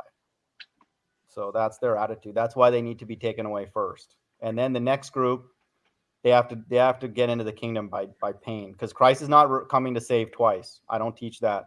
He's only coming to rescue a group once, and after that, if we're left behind, then we're going to die. So I would just take my life the next day or something like that. I would go and try and find the two witnesses first and say, I was just about to say that. I was just about to speak. yeah. So where does the two witnesses play into, you know, does they do the two witnesses return before Christ? I think it's the same time, just like what we just read in Genesis 22 and Acts 1:10 to 11. Wherever Christ is right now, Moses and Elijah, their souls would be beside him, because they travel in groups. Just like God's left-hand side, he has souls that travel in legions. So the group that Christ goes with, whatever they're doing in the spirit realm, I'm not saying that to be rude, Moses and Elijah are there with him. So when he returns in the sky, those But two but next to him, I'm assuming, would be Moses and Elijah. That's why they're described as olive trees. I wouldn't be surprised if they're those pyramid-looking UFOs. They look like a tree. That's why they're described that way. Because Christ is, do you agree, according to Matthew 24, that Christ is returning after the tribulation, right? Yeah, and the only unique part, which I think you can maybe get acceptance now, is that that time is going to be eating and drinking and giving into marriage. People are going to be oblivious, even though it's tribulation. Okay, so Christ, but if you go to verse 21, Yeah, and when you go from verse 21, when you read to verse 29, yeah. it's basically saying Christ is returning after the great tribulation, though. No, let me read it. I'll explain it. So here's the deal: when you read Matthew 24, you have to understand, because salvation's being looped and mentioned multiple times. So it's not like there's multiple salvations. Christ is repeating the sequence over and over again. Okay, and so that's actually the clue that tells you that Christ is not talking about the tribulation. The verse that Bible Defender just mentioned. Let me read it. Matthew 24, 21, and then shall be great tribulation, such as was not since the beginning of the world to this time, no, nor ever shall be. So that has to be the peak of the evil. How can Christ say that and then later down below say it's going to be like eating and drinking and giving into marriage? That means that Christ is a liar. He's saying two contradictory things. He's saying, oh, okay, it's going to be the worst that it's ever been. But then later he's saying, oh, no, people are going to be eating and drinking and giving into marriage. How does that work? That doesn't make sense. So he's talking about two different time periods.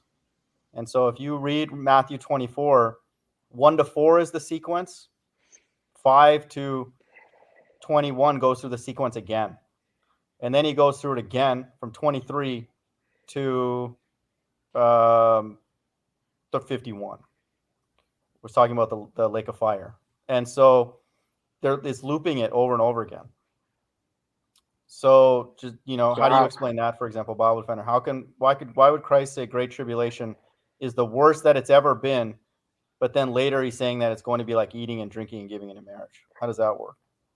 Well, I would say, during the time of the Great Tribulation, I would say, because I understand what you're saying. That actually does make sense what you're saying, when you actually make it make sense. But then, certain things is, I guess it would be like, a hard pill to swallow, because like in verse 21, he literally says immediately after the tribulation, but then in verse 21, he's literally talking about the Great Tribulation. So, my interpretation of it, which I would say in a sense, your interpretation makes sense, but then it doesn't the way the verses are set up, which you kind of handled that with the sequence.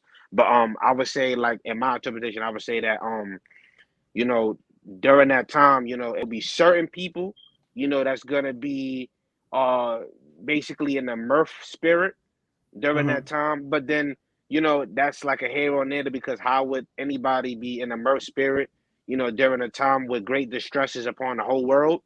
Mm-hmm. So it's like it's a hard thing to kind of, explain, unless you're explaining it without explaining it the way you're explaining it. But then, it's and then how would you, okay, so even if we go with your interpretation, how will we go to now explain the precept to uh Matthew 24 and 21 with Daniel 12 and 1?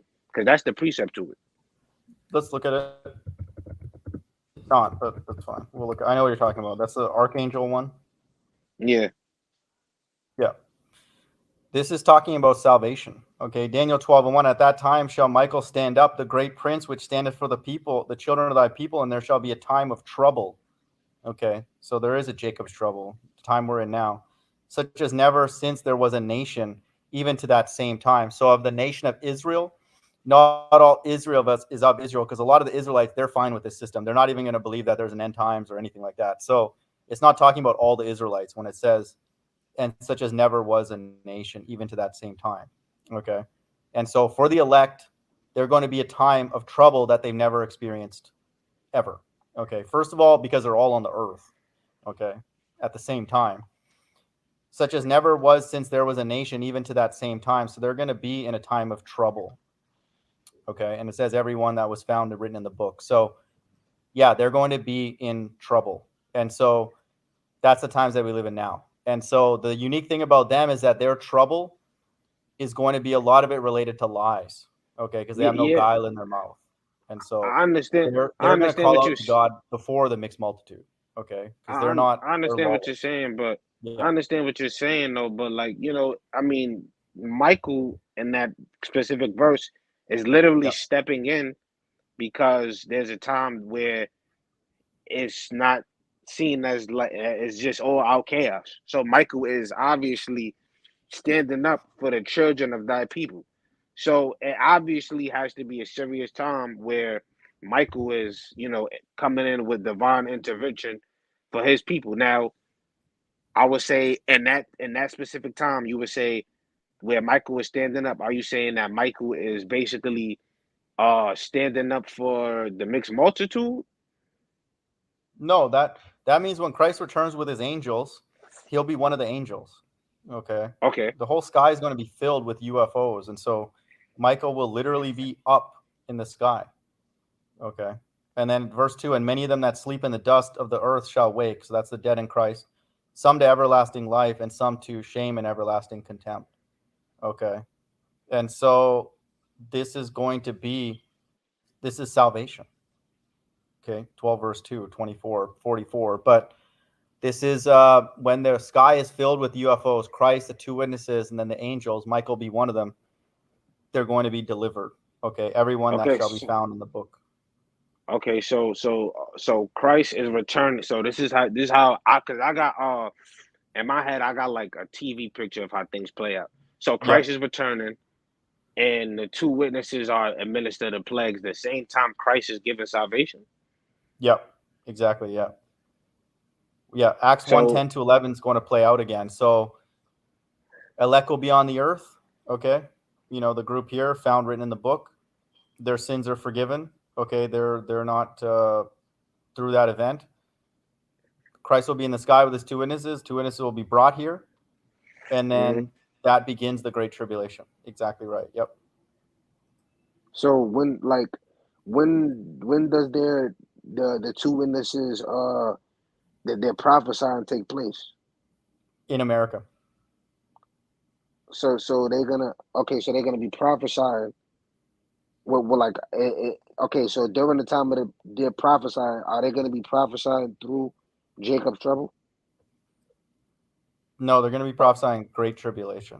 Like it's going to be even worse because the elect are saved out of trouble. So they're going to be administering the wrath of God. So they're they're going to have power. Okay, of course, prophesying is a big part of it because they're prophets. But if you read Revelation 11, they're going to have power to smite the earth with all plagues. So their job, for the most part, is just to administer judgments. Okay, Okay. all the judgments that have been set from human history, he's administering them at that time. And so all of them, like it says here in Daniel, those are going to be final judgments. Verse 2, and many of them that sleep in the dust of the earth shall wake, some to everlasting life and some to shame and everlasting contempt. So all the souls on the earth at that time are getting their final judgment. And once you get the sores, that's going to be body and soul. They're just going to get destroyed. So So you would say we are in Jacob's trouble right now. yeah, 100%. Okay.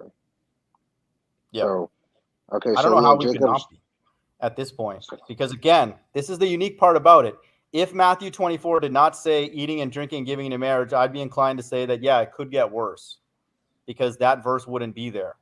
But that's the verse that debunks everybody that comes by my channel saying, oh, no, even Tahar said, oh, it's going to get way worse when I went on his live stream with Sakari and he did a review on it. Because I was like, there's going to be, because I told Deacon, yeah, we're in tribulation now. And Tahar was like, oh, it's going to get way worse. And I agree it's going to get way worse. But it cannot get to the point where Christ will be a liar. And so are people eating and drinking and giving in marriage in America? Yes. But they're not in the Ukraine, okay, in other parts of the world. Correct. So that's clearly coming to America where people are going to start postponing their weddings because food, like people just can't afford it. Okay. And like money issues and food issues. So it's getting to the point now where if Christ does not return in the time where America at least is eating and giving into drinking in marriage, then the Bible's not true. And so Okay. I Yeah, understand. I that the part in Matthew 24, I could dig that. I could dig that. I could get that. How yeah, would we be eating? How would we be eating and drinking during the time of people swords. going through? Yeah, exactly. So But how here, will we Bible be Defender, going? end times teacher in the chat's like, what? Because this is what he said during our debate, and I know he just came up with that in between because he's like, he's not allowed to teach what's proper. But he's like, what about Revelation 18, where people will be eating and marrying when this place was taken down? He doesn't understand. Okay, no one's going to be giving into marriage when they have sores all over their body. Give me a break. So he believes the sores, the famine, the blackouts and all that, then they're going to be eating and drinking and giving in marriage after. They're barely doing that right now. End times teacher is so stupid, man. He knows that he's lying, but um, there's no way you can make an argument that this is not going to be ending soon, this eating and drinking, giving in marriage. But there's no way you can make an argument that the world can go through Revelation 16 and at the end of it, they're going to be eating and drinking and giving into marriage. Does that make any sense? That's I would stupid. say I would just say, Bible Defender, even without the plagues, let's just say from right now to 1,260 days later, you told me what America is going to be like, and we saw a picture of it. It's not going to be people happy, eating and drinking, giving in marriage, and that's without even the plagues. So that doesn't make sense. He thinks the mark of the beast, the microchip, is going to come in and fix everything, and then people are going to be happy again. First and foremost, no one's taking the mark of the beast as a microchip on a mass scale. So that doesn't make sense. And no, they're not going to go take it and then all of a sudden everything's going to go back to normal. Give me a break. yeah. So So I would say so how would you basically I use the word exegete, which if you know what that means. yeah, How would you break down Revelation? I'm sorry, Revelation. Revelation.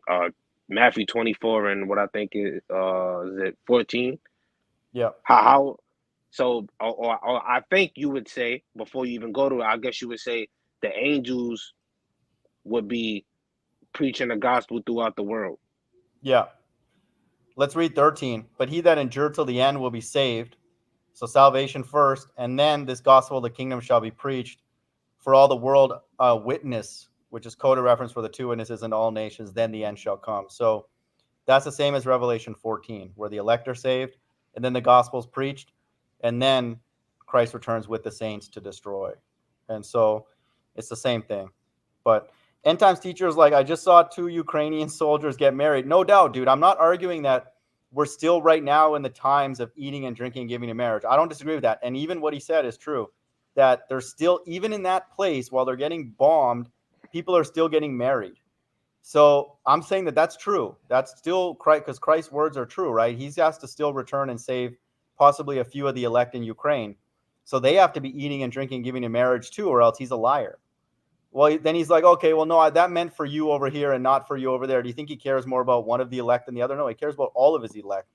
So in Ukraine, there still has to be people giving into marriage, or else Christ is a liar. But I'm just saying, clearly, with the times that we live in now, And it's not that many more days left. I Okay, would where say Christ can save you. I would say also what's going on in these different provinces like China, like Africa, like Ukraine. I would say, there are short to none of the elect over there. And why do I Yeah, say that? 100%. Agreed. Why do I say there's probably none of the elect over there? Because there's no salvation over there. And during the time of war. So we could clearly see, and this is why you bird brains out there, you want to follow these dumbass Christians, and I gotta be blunt. I'm sorry, these No, it's dumb fine. Christians, and these dumb Christians because they preach, oh, the gospel is for everybody. The gospel ain't for nobody in Ukraine. Are you Yeah. kidding me? So Hmm. this is why Christianity is just a joke, but we don't gotta touch on Christianity no more. Anybody following the Christian is just bug that out.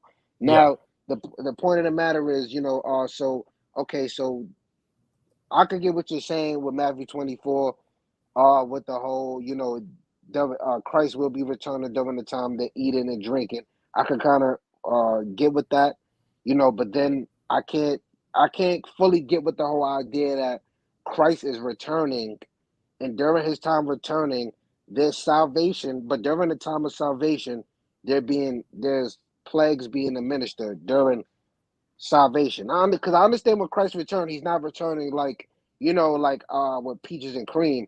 But Yeah. how would plagues still be getting administered while he's returning?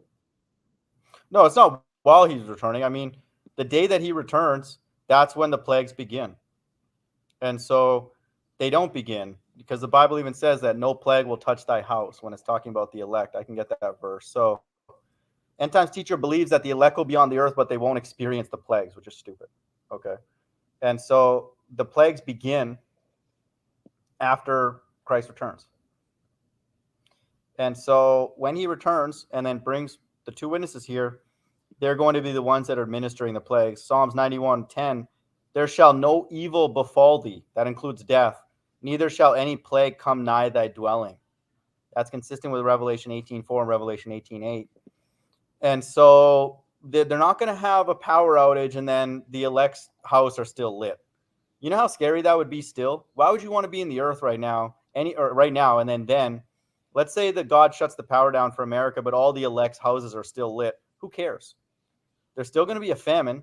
There's still going to be people with like sores and stuff like that. So So I gotta ask you a question though. Do you yeah, are you kind of like in a way? And I'm not saying you're doing this, but I'm just asking a question. Are in a way, are you feel like you're taken away, from God's divine intervention? You don't believe that you can literally, while everything is going on and like chaos and turmoil worse than this could be going on. Let's say if no, it's I'm a not global limiting him. famine. No, I'm No, not. No, I know what you're about to say. No, are no. you saying like if it's a global famine that the Most High can't feed TMoG? hmm No, I'm not limiting that. But my question would be, if he can do that, then why wouldn't he do it now? Okay, that doesn't make sense. That God would do it in the Great Tribulation. When why wouldn't he do it right now? And so that's why I know Do that what that's right not the now? way it's going to be. Wait, do What's that? what right now? Why can't he feed us with lawful food right now? We still. At the end of the day, you gotta understand. Like, we're still in a period of time where, there's certain things that, like, I'll give an example. Like, right now, you could go. Right now, you could go take you a trip and go have fun, and it may not be fun to you, but in no actuality, it's something like you could still. Hey, what if you in your right mind, you may feel like golf is hmm that sign of relief to be fully like in a peace of mind. Don't you feel like? Because in my eyes, the way I look at the way, okay, because I understand what you're saying with the whole elect, being saved. But I'm just telling you from my perspective. I'm not. We don't got to go back and forth too much about it. hmm But I look at it from a perspective like, because we're talking about a kingdom of heaven. So if we're talking about the kingdom of heaven, there has to be like, detriment to where, because it's not, it can't just be. I'm not saying that there's like an easy route for the kingdom of heaven. Okay, and like let's say you were to get saved right now. I'm not saying, I don't know what you feel. I don't know what you're going through. I can't say as a man, oh, TMoG is just chilling. Because to hmm me, it would seem like you're tired of a lot of bullshit. Which I am just to chilling. Yes. Go. Yeah, so that's true. Yes. so but it's like, okay, are you dealing with bullshit to where it's like you can't just live to no more? Like, I'm not saying I don't want to be here in no shape, way, or fashion. And I'll tell Yeah. anybody I'll tell anybody, man to man, why I don't want to be here. The reason why I don't want to be here is because my earthly tabernacle is not righteous enough to where I don't sin. And I don't like feeling like I have to sin in this Right. body when I Right. know it's against the Bible. I don't like that feeling. That feeling Right. makes me want to go like really like bang my head somewhere. It's like my body is like causing me to sin, but I know it's against the Bible. Like, that shit makes me go crazy. But that's in the hand on there. Now that's the reason. Now, but some people that's like, I would say they righteous And people. but wait, Bible defender. Before you continue, I want to make a distinction, a delineation. It's one thing to sin on our own. Okay. Let's say I'll put it to myself. Let's say I have a certain lust or an appetite for something that's not healthy. That's one thing. Eating unlawful food or with women or something like that. Pursuing women. That's one thing because that's on me. That's my own body leading me Right, into sin. Okay. But when somebody else tells me to sin, that's a different story. It is a different story right. because I we're would not agree. allowed to go along with the multitude to do evil. So Christ, there is a very, very big distinction about what type of sins we're committing. If you're required, anybody, is required to sin by another evil person to stay in their system, we have to take death, because that's the narrative throughout the Bible.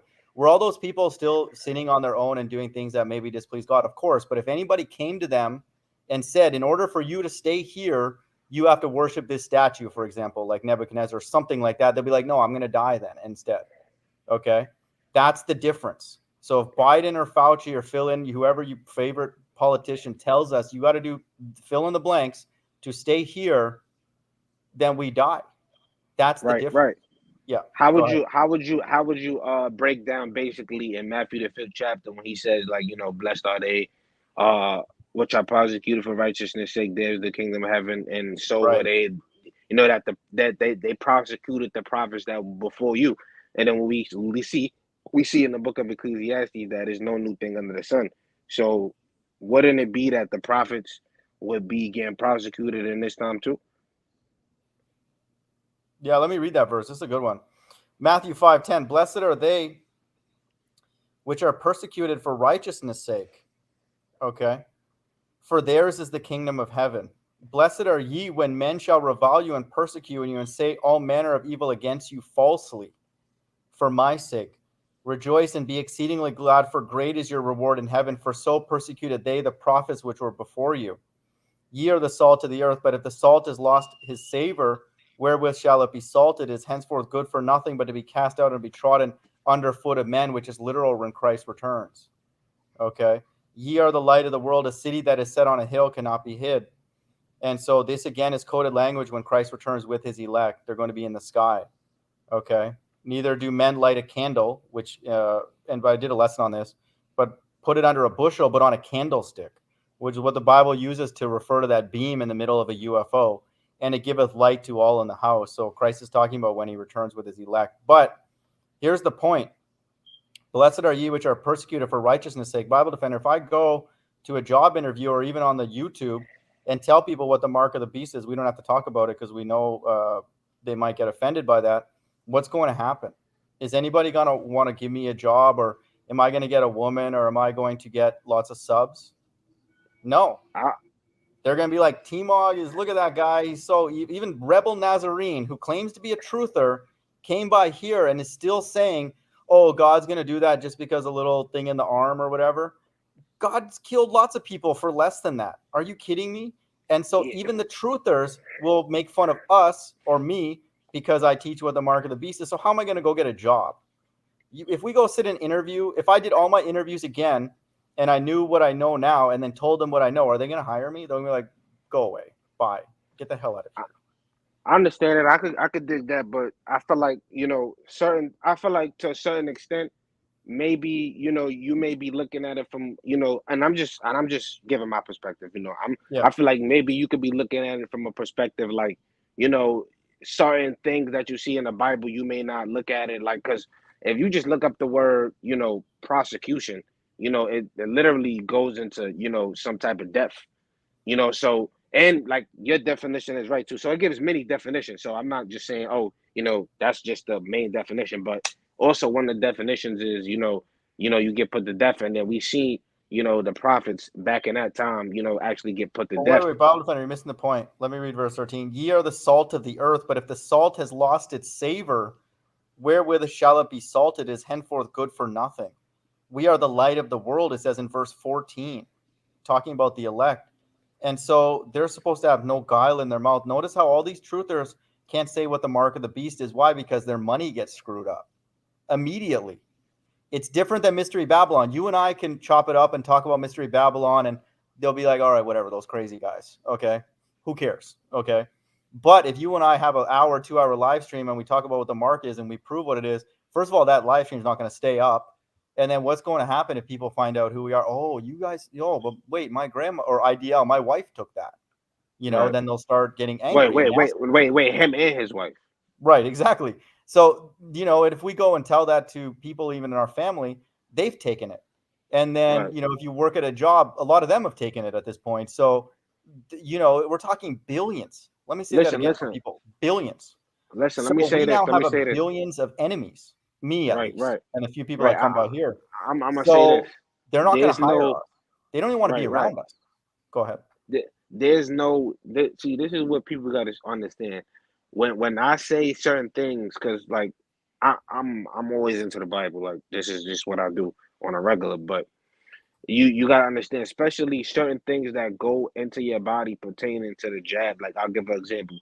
If I don't, I because you know when you find things you like, and it's like certain Yo, people BD, saying it. BD, from this point on, just call it the crab, if you don't mind. The crab, Right, just right, for right, code. right, Go ahead. right. Yeah. Cool, cool.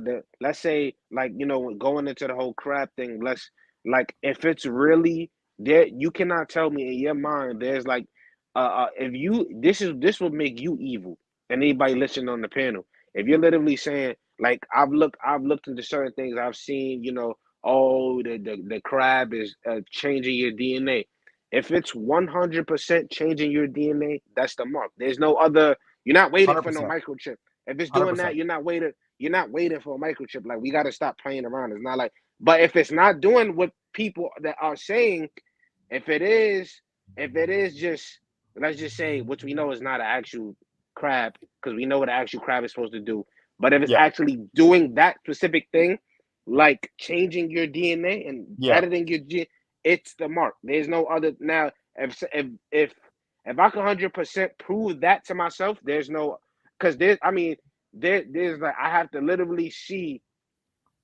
This is just for me. I would have to literally see, you know, like a video Billions of of people with sores, right? not only that, but I would have to literally see them say, "Yo, these specific jabs, yeah, they're changing your DNA." Literally, if somebody can show me that where they're saying these specific jabs are literally, and I'm talking about out of the horse's mouth. I'm not talking about out of Yeah. no doctor. I'm talking about the people that make it. If you can show me a video right now where it shows me that they're saying, yeah, we put that in there, is that in your DNA. That's not, there's no microchip coming if that's the case. And if it is a microchip coming, which you know, I posted videos on my channel like early in today where you know Klaus Schwab is talking about implants and all that. Yeah. Cool, all that is dandy. But if that indeed is that a microchip is supposed to be coming in the future, when there's something out that went to billions of people already and that changed their DNA, that means God is just confusing everybody. Yeah. It's worse than a microchip. And so I want people to understand the microchip, I'm not saying it's good, but some of it would actually help society because, you know, you could like, your kid, if you get abducted, you know, you could potentially find the people and then you could go and look at, okay, where is everybody and stuff like that. So you could actually potentially use it in a way that could help. Again, I'm not recommending, of course, that, but there's some utility and it won't hurt your health immediately, at least. You know, let's say it is truly just a electronic device, you won't die from it or anything like that. So it's more evil with what Bible Defender is talking about. Okay, and then ultimately, to me, I know that it's God's going to prove himself to be true or not, whether he judges this, because it violates God's laws just by the charagma, just by puncturing skin. And so people are like, well, we've been doing that our whole life. Yeah, we've been doing a lot of things our whole life that are evil. Right. Okay. So that's not an excuse anymore. The Bible says, come out. Why does the Bible say, come out of our people, don't be partakers of sins? Because it means that we were involved in those sins before. Well, So and again, Galapagos. that voice comes from heaven. So it's only for a very few people, my Hold, hold, people. So hold on, even hold on. other people will say, oh, well, you know, how could it be this? It's the same thing. I don't care if it's the same thing. I don't care if it's just a puff of air going in. You got people got to read the interaction with Eleazar. He doesn't care. He's not touching that pork. So Mhm. that's the deal. And so people are like, how come this narrative is different than the ones in the past? The only difference is potentially the elect will die before they do it. If they don't exist, then the Bible, who cares? We're not in the end times because there is no elect. Galapagos, can you if you can you either put it in a private chat or can you put it like you know matter of fact, go to my channel and leave the links to whatever you got. You show me that. Okay. He said I seen a few vids where he said Bible Defender, I seen a few vids where they show it under a microscope and it's some synthetic and add divinities. I might be saying it wrong. But yeah. Yeah, Yeah, just you gotta show. Bible Thunder. Don't worry about it, dude. This is what Rooney said, man. Shout out Rooney Minot, dude. This is it, man. Okay, we know that this is it, man. And so we can get into the details of how much the elect have to withstand. That's a fair discussion. You know, I'm open to hearing your opinion on that. But at this point, this late in the game to debate what it is and what it is, man. It's let me rehash the reasons why it is, and I think you know these. It checks out in the Greek, okay, and I give credit to the Hebrews for giving us that tip to do that. Checks out in the Hebrew, according to Mike. If you type in that word and you flip it backwards, go do that, okay? Watch Mike Cav's video on that. Checks out in the Hebrew, checks out with a causeth all. It hasn't been finished yet, but that's happening. Okay, it violates multiple of God's laws. It alters what Bible Defender is talking about at the deepest roots of a person's body, deepest levels. And it's a fraudulent narrative. Why? Because it's not being passed through the atmosphere. It's being passed by God. So their narrative is antichrist because God sends those plagues. I haven't heard one person on TV, YouTube, or a Christian or a government official say that God's behind the plagues and the famines. But that's what the Bible says. So they're all Definitely. antichrist and they're false prophets. So we're not supposed to listen to them. So we know that this narrative is fraudulent on every single level. Okay, and then it checks out with the numerology being 666 and 616. If you have understanding, you can know that. So it's a slam dunk for people who want people to a good example of some faithful person. Read 2 Maccabees 6, and you're going to read about a man called Eleazar. And Eleazar, 2 Maccabees 6:18, Eleazar, one of the principal scribes, an aged man, and of a well-favored countenance, was constrained to open his mouth and eat swine's flesh. But he, choosing rather to die gloriously than to live stained with such an abomination, spit it forth and came of his own accord to the torment. Okay. And it behooved them to come that are resolute to stand out against such things as are not lawful for love of life to be tasted. Okay. I want to say this part too, like pertaining to what I was about to say. Damn, I kind of let it slip my mind a little bit. Dude, let me finish this verse. This is good. Verse 25. And so they, through mine hypocrisy and desire to live a little time and a moment longer, should be deceived by me and get a stain to my own age and make it abominable. For though for the present time I should be delivered from the punishment of men, yet should I not escape the hand of the Almighty, neither alive nor dead. So who did this man fear? He feared God. So he's like, yeah, I could kind of kick the can down the road a little bit longer to be delivered from the punishment of men, yet I should not escape the hand of the Almighty, neither alive nor dead. Okay. And so this is a real Israelite right here. Okay. A lot of the people that we see on YouTube are not really about this life, so to speak. Okay. At all. No. They'll take a little piece of bacon and whatever, and just because they're told to, and we know what's in these things. Okay, look up gelatin. And but this individual said no, absolutely not, and he was tormented. Okay, and when he said these words, immediately he went to the torment. Okay, and let me read And verse one 30. thing, But when he was ready to die with stripes, he groaned and said, "Is manifest unto the Lord that hath the holy knowledge that whereas I might have been delivered from death, I now endure sore pains in body by being beaten, but in soul am well content to suffer these things because I fear him." And thus this man died, leaving his death for an example of a noble courage and a memorial of virtue, not only to young men, but also to his nation. So where are these people? I'm not asking Bible Defender, but where are these people on the earth right now? I'm getting sick and tired of these I don't know. morons on YouTube coming by here and lecturing me about this and that about the Bible. Where are these people? Okay, verse 28, and leave a noble example to such as be young to die willingly and courageously for the honorable and holy laws. Okay. I don't know. We have lots of people who will come by here and try and convince you, stupid people, not me, that whatever, it's okay. Just put the mask on. Shut up. Go ahead. Tell a little lie. No worries. Eat the bacon. Just shush. Stupid people like end times teachers in the chat. Just talking complete nonsense. Just a total dummy. Telling Luke Matt to go and take the crab and God will forgive your sins. Is he God? Is end times teacher? When did end times teacher? So end times teacher graduated from being the two witnesses and now he's God, forgiving other stupid people's sins. Luke Matt's street preaching is totally stupid, man. Like Luke sounds completely brain dead. He has no business being on the streets at all. At all. And so stop, Luke. Not even a little bit. Not even a little bit. No, you dummy. And the reason why I say that is because he doesn't even have faith. No, man, he doesn't know the truth, man. Come on. Give me a break. I'm not saying I'm all that, okay, but I represent a baseline, okay, a minimum amount of knowledge of the Bible. It's not all of it, and a minimum amount of tolerance, okay, for evil, like Eleazar. The more somebody tells these people to do something that they're not supposed to do, the more, you know how kids get more stubborn when you tell them to do something? That's these people. The more you push it on them, no, just take a little piece. No, you don't have to eat the whole bacon. Just take a little piece. They're like, no. The more you start doing that with them, they're going to get more angry. Okay. And so these people are not like that at all. Right. Okay. Another thing you gotta understand, like when you line up the characteristics of the people in the Bible to the people that is teaching the Bible, whether it's a Christian, whether it's a Hebrew Israelite, you gotta understand. Well, does this description of these characteristics represent like these people that you read about in the Bible? And half of the times we see, I don't think half of these people on YouTube ready to die for this shit. I'm being No, honest. I'm being let's be like we talk we being men. We talking about men and we talking about real shit, not playing around, not masquerading. We talking about real shit. You think these people, you think vocab really ready to die for this shit? You're not really yeah. ready to die.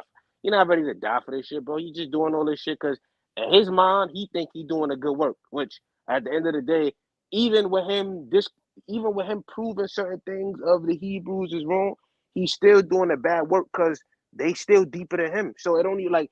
And then they so dumb even entertaining him because they making him look like he got any truth when it's just mad stupid stuff going on and it's like everybody's just like dumb and those people on that side is deceived with vocab and then you're deceived on the Hebrew Israelite side and then 100%. people and then everybody wants, I don't know, for me maybe to believe to like 100% take them serious. Are you kidding me? Mm-hmm. I don't. The reason why I don't take them serious because I'll give an example, and I'm not trying to be cardinal, and I'm not trying to be like acting like a nigga, but I've been in the streets, bro. I like really doing shit, bro. I don't take them physically serious, looking on a Mm-hmm. physical appearance and saying them niggas that really die for this shit. I really know they would not die for this shit, bro. They Yeah. would not die for this truth, bro. They would not die for the Bible, bro. They would not die for this. They're not ready to die for the Lord, whoever you believe it is, Yahweh Shai, Jesus Christ. Cool. Mm-hmm. They will not die for this Bible, bro. It may No. look like that for television, bro. It may sound like television, but they not really ready to die. I'm not even fully ready to die for this shit. But if it really, really, really come down to it, I might have to. But am I fully ready to die? But you have the mental of your mind. Yeah, You have to you gotta really, be there. you gotta be ready to die for this, bro. This is not. It's like 100%. people think it's a game. Like we may come here, try to solve certain. Well, I'm not trying to solve certain things because he's already for TMoG is already persuaded in his mind on what he teaches, so that's cool. I might come Mm-hmm. around, try to get certain understanding on certain things. Cool, leave it at that. Go about my day. But the whole narrative of the Bible, the people you see, you gotta ask yourself as a man, stop playing around, whether you care or not. Do you believe the people that you see teaching the Bible, whether you listen to vocab, TD, I don't care who the fuck you listen to. You believe Yeah. they'll put that life on the line and die for that shit, or 100%. you playing? Not. Do you No, do they're you just believe that? actors, man. They're terrible actors, and their job is and again, ETT sent me a video of vocab alone. He's sitting on the couch with some guy talking about Hebrew Israelites, they manipulate the words and all that kind of stuff. But then you ask him to break down that verse and other verses, Deuteronomy 26:8, other verses, they don't have any understanding. So how are you going to die for something that you don't understand? Okay, I'm not saying this to Bible Defender. I'm saying this to people out there. Come by my channel and make fun of me. I understand the book. So that's why I'm ready and willing to die for it, and I'm going to die for it if it comes down to that. But how can you understand and want to die for something you don't understand? I'm talking about the vocab and these people, and even a lot of the Hebrews. Okay, they don't understand. If you don't understand who the two witnesses are, and then God doesn't tell you that, then you're dying for confusion because you're dying for a group that think they're the two witnesses that are obviously not. And Okay, then Second not Maccabees 7, verse 6, the Lord looked upon us, and in that truth, in the truth hath comfort in us, as Moses in his songs, which witnessed to their faces. That's another clue of the many, many clues that let us know who the two witnesses are. Okay, and so what brings us the comfort, and in truth hath comfort in us. Okay, so if you don't know the Bible and the truth of it, then no one's gonna want to die for it. You have to know the truth. Okay. And so, yeah, these people are just actors. They're goofing around. and ETT sent me a link yesterday to a group of quote unquote Hebrew Israelites talking about random things. There's nothing to debate. Okay. The mark of the beast is out. So people are still getting on live streams talking about, the planets and like the solar, like nonsense, man. Right. Stupid stuff, dude. This could not be more obvious, like what we should be focused on, and that's what salvation. And then not only Okay? that, the only thing that's like crazy for me is that how I figured them out quickly when I was taught about the flat earth, and then I seen the fact that 90% of them is not teaching it. The problem with that is people, because I forgot somebody on one of ETT minions that's on his Mhm. comment board say, oh, flat earth is not one of the great deceptions. Yeah, Let's say it's not. But the point of the matter is the people teaching the Bible clearly is showing you they don't understand Genesis 1 verse 1. That's yeah, crazy to me. You're yeah, telling me you opened the first page of the Bible, you opened it and you don't understand it.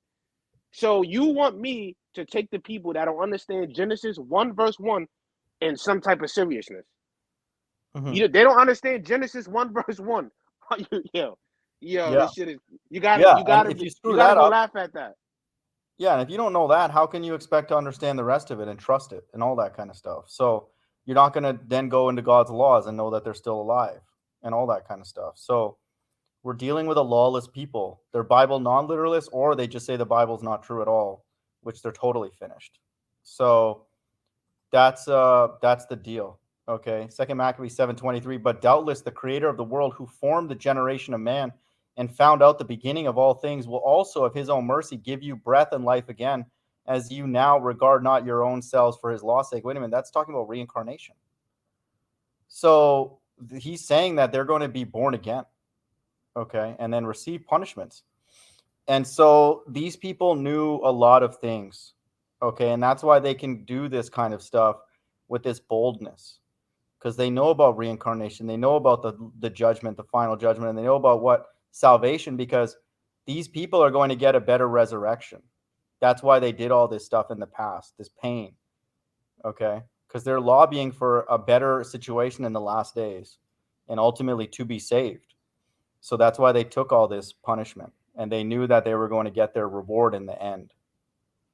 Okay. And what makes it even more like clear to see that those people are not like to take serious because they've been doing it for so long. I mean, Yeah. Tahar's been teaching the Bible before I was born, and maybe you was even born.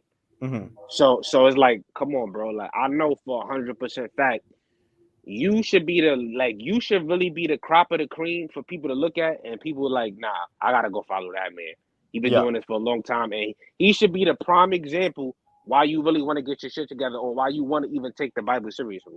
hmm And I'm not saying like he has to be some type of with a damn halo on his head. No, he don't need Yeah. to be with no damn halo on his head. The things he speak has to literally be words of life to you. Not me listen to the nigga talking about something. I don't fuck yeah niggas. I take ties for myself. hmm Like, Yeah. come on, Exactly. let's like Exactly.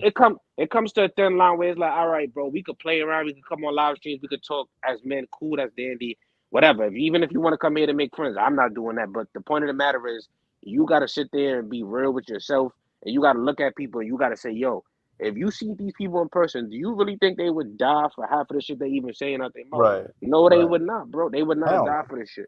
So at the end of the day, if you know they won't die for this shit, what else more could you believe they're saying? And I would agree. There's a lot of things that they do teach correct, which I don't take away from that.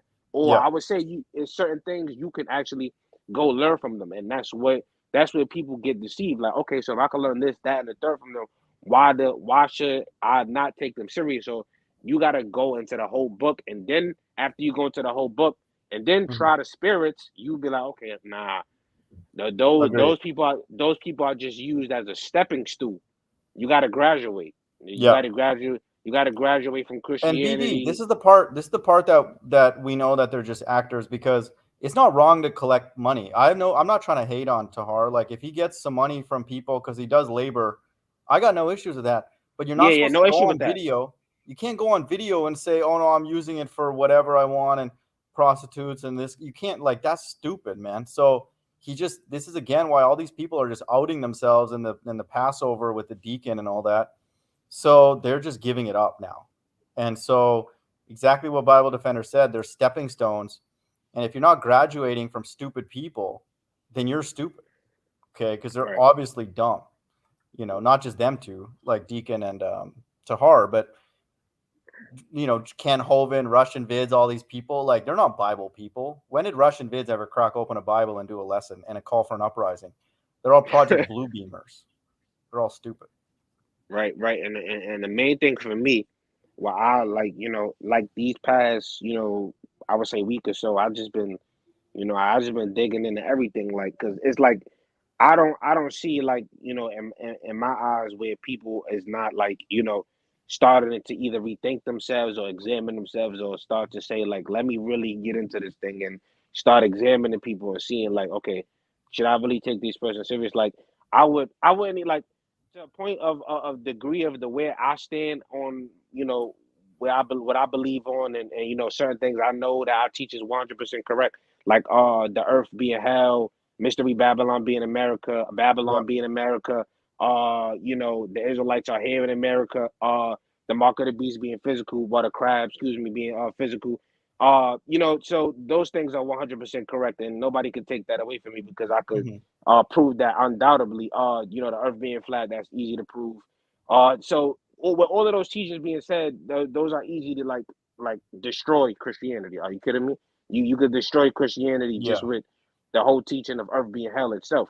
So I mean, just it's literally like a cakewalk even dealing with vocab, and it's like some people, like, I seen the Hebrew Israelite run into vocab, and these dudes is like on a phone calling Deacon. What the hell are you doing calling Deacon Zakari? You got the Bible right there. Yeah. You got the Bible right there in your hand. I wouldn't need to call nobody to deal with him. He's like, you don't need anybody to deal with him. He doesn't know anything. He's literally stupid. And the people are like making him a pedestal, like, these idiots, Jakes, these idiot Israelites are making him, the top priority of their panels. Oh, we're gonna put Hmm. you up against a debate with vocab Malone, like he's like the top 10 Yeah. scholar of. Are you Yeah. kidding me? He doesn't know a damn thing, and that Dude, it's like shows the people. Stockholm syndrome, man. Like, literally, Right. vocab represents like their oppressor, and so they only are comfortable with like hearing lies from people that are been telling them lies their whole life. And so he comes as this like neutral guy, peaceful guy. And the problem is that what we know now is the God of the Bible is not about peace. Okay, in the Mhm. kingdom, yes, but that's not what the God of the Bible is all about. So all these people bringing that spirit even to like my channel, we know your spirit's off. Mhm. Definitely vocab for sure, because he's not going to go into the mark of the beast and say God hates billions of people, but I will. I'll read that every Right. day.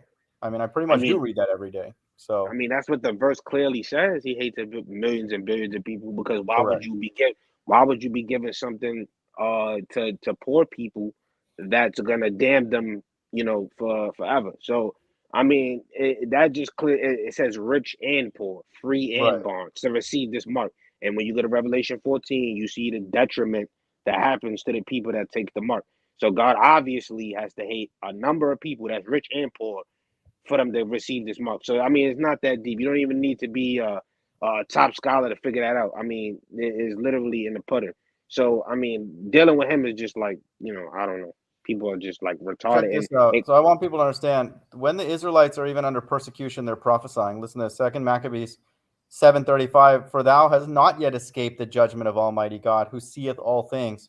For our brethren who now have suffered a short pain are dead under God's covenant of everlasting life. But thou, through the judgment of God, shalt receive just punishment for thy pride that's in the future. But I, as my brethren, offer up my body and life. Listen to this, for the laws of our fathers, beseeching God that he would speedily be merciful unto our nation, and that thou by torments and plagues mayest confess that he alone is God. So they're going to go through the plagues in the last days and torments.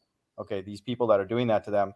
And that in me and my brethren, the wrath of the Almighty, which is justly brought upon our nation, may cease. So they will not experience the wrath of God in the last days. Okay, so everything, even in Maccabees, these are all the same people saying the exact same thing, talking about reincarnation, talking about a final judgment, talking about a group that exempt from wrath and another group that has to go through plagues. That's the same story. It's amazing. And another thing about these people is what's the turnoff for me.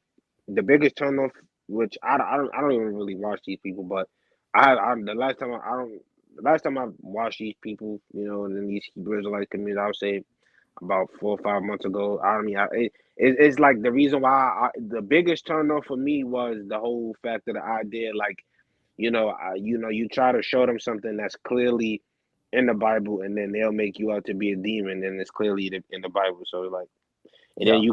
you got people coming around like Fat Earth Boxer just went up to GMS camp, and you know they're like, oh, he's a flat earther, like it's some type of like game, or like, it's just like some type of like made up thing that we came up with, like our own clan, just to like a bunch of flat, like it's stupid. Like, are you kidding me? He's just a flat Hmm. earther. Moses is a Yeah. flat earther. God is a flat earther. Yahweh Correct. is a flat earther. I mean, Yeah. Daniel is a flat earther. Isaiah is a flat earther. Hmm. Every prophet in the Bible is a flat earther. Are you stupid? Yeah. Yeah, and the reason they can't be flat earthers is because then a person will go to God directly, and they don't want that, because they want people to go to them for the truth and what's the mark and two witnesses and every breakdown. And their breakdowns, a lot of them are stupid at this point. So a person who is a flat earther, however you become one, that's an invitation to go to God directly. Okay, which I Correct. would recommend everybody do that. Okay, don't Correct. come to That's my that's channel. that's what, Come what here I've been doing. to reaffirm maybe what you believe, because you'll get another person who maybe agrees, but go find out on your own. Right. That's the And a deal. lot of people like don't understand, that once you find out the shape of the earth, your job is to go directly to the Most High for everything. Now, I was doing Correct. that before. I was doing that before, but now it's like more of a sign, because, like, he's literally closer than you thought that he was. You feel what I'm saying? Especially believing that the Earth was a globe. You may have thought that even maybe the Most High could be on planet Jupiter, Mars, whatever stupid thing you thought. I don't know. I'm just saying, like, now Hmm. he's close. He's closer. So now you should be trying to seek him, actually, like, get direct answers, because all the Yeah. prophets, something y'all gotta understand was they received these revelations and whatnot from the Most High, whether it was through an angel, or whatever it was still divine through the Most High. It wasn't, you know, uh, which I would say you could get a correct breakdown from me, and that's not what I'm saying. Somebody could teach you something and it could be 100% correct, but Hmm. it could have the Most High could have showed you better, or the Most High, if he was dealing with you, could have showed you without Yeah. Agreed. somebody, Yeah. without Agreed. I without the think Most High having to show you. God can confirm it. He could plant the seed and then, get you to hear it from other people. I don't think there's any doubt, but the confirmation that it's true and then that it's relevant to you and then to plan accordingly, that's the part that man can't do. I can teach somebody something, or I could learn something from Bible Defender or other people or Tahar, but that's just in my mind. That doesn't mean I'm going to go and live based on that truth. Let's say earth is hell, the mark and all that. That has to come from God, because that has to affect your spirit and then what you're doing when the camera's off, so to speak, or the microphone, whatever you're streaming on. So Right, that's the part that you can't fake, and God sees that. We can get right, on YouTube and I could like make a bunch of things and sound righteous and all that, but ultimately right. what's going to be judged is what we're doing in my life and everybody's life that's listening. Okay. Correct. That's The what it's only thing about. that I'm comfortable with in consistency is that what I say on YouTube about how I don't like it here, I'm the same way outside. Like, I'm not going and partying and happy no, I'm the same. Like, I'll walk down the street and I don't look up. I just look at the ground and then I go to wherever I'm going. And I don't want to see people or talk to them or anything like that. So that's the times that we're in. Okay. And I've Right. realized now, looking back, I've kind of always been that way. So that's for us. Okay. We don't want to be here because these other people are not really about this book. I want to be around like Eleazar and the brothers here in Maccabees, Christ, all these people, man. These are the real Right. deal. Right. And see, but this is where it all boils down to, because even what you saying, you wanting to be around those people, they might not even want to be around you, Correct. because they're like, why you not like us? Yeah, agreed. So it all boils down to what you accept. You gotta accept and want to be around people that is righteous. Because I could come on a panel and say, "Oh, I'm this person, that person, this person," and then you see me and I'm doing some whole other shit. But you see me in person, I ain't gonna be doing shit. I don't do shit. So Hmm. to a certain extent. I heard, now I don't know how true this is. I don't believe it, but I've heard somebody comment on I don't. Now, and this is bad. Me even saying this because he's supposed to be the great apostle. I shouldn't be saying this what I'm saying, and I shouldn't be saying, "Oh, I wouldn't put him past him." But somebody had, I got the screenshot. Somebody said on the comment boards, "Oh, Tahar, I saw you in the Bronx going to get the jab at a clinic." Now, Mm, I don't believe that, because okay. people been commenting. I've seen different comments where people try to bash him and say all type of shit that I've heard is definitely not true. But you know, I'm saying I won't put it past him because of the shit that he said. So he I might wouldn't say be some shit. surprised if he. I mean, if push comes to shove, quite a few of them will. I know that for sure because they're not really about it, so to speak. They're not because they're not backed by the truth and the love for their people. So yeah, they will fold, man. Quite a few of them, I'm sure, when things get really serious, when there's you either do that or you can't eat kind of thing. Right, So and it's coming to a point where the earth is about to get very uncomfortable for all you niggas out there that's playing around. It's about to get mhm. real, real uncomfortable to where you not even gonna want to really be here. The people that want to be here, they not gonna really want to be here because it's Yeah. gonna be too. It's gonna be too uncomfortable to where they gonna start saying, you don't. They don't want to be here, but God is gonna be saying, wait, you should have been never wanted to be here. So Hmm. it's all it's up for grabs. We say on this panel, this is the deepest it's gonna go. This is it. And like I said, at this point, the Bible is either true or not true. Yeah. And for most of the people on the planet, if the Bible is true, you better go get an underground bunker. Mhm. You better go pay. You Let, better let me go word it. find. Let me word it differently. It's agree about the Bible being true or not true. God's laws are either active or not. It's not half of them. That's what Bible Defender and I will agree on. Either they're all active, every single one, click, click, click, 613, and all the prophecies and everything, or none of them. It's all or nothing. So if they're all active, all the 613 laws, all the prophecies, Job 9:24, Revelation 13, all of Revelation, and if that's true, think about how incredibly consistent, first of all those things are to the world right now. Then, now the question is God going to judge according to those laws? That's a wait and see. Okay. I can't tell you the date and, this, that. No, I cannot. Okay. But if God's laws are active, there's going to be judgment for billions of souls. I know that for a fact. And what he said is correct. It could fall on me. I can't guarantee that either. I don't know. I mean, I could end this live stream, go out and get slammed by a truck and just damn pancake on the ground. I don't know. Right, Okay. right. That can happen. So It's a this is not. Even in, like, our daily lives, like, you may do something, to basically, have a little fun, this, that, and the third. But even with you having fun, if you really know the scriptures, you in the back of your mind like, damn, that shit wasn't even really fun, this shit's still coming. So I mean, mhm. there's no way to get, there's no way in my mind, at this point in life, you shouldn't be trying to escape reality. Well, your job should be, and the reality is gonna come. The reality is gonna come when you figure out why is America being pelted by missiles and you can't get away, or there's no way to escape for you.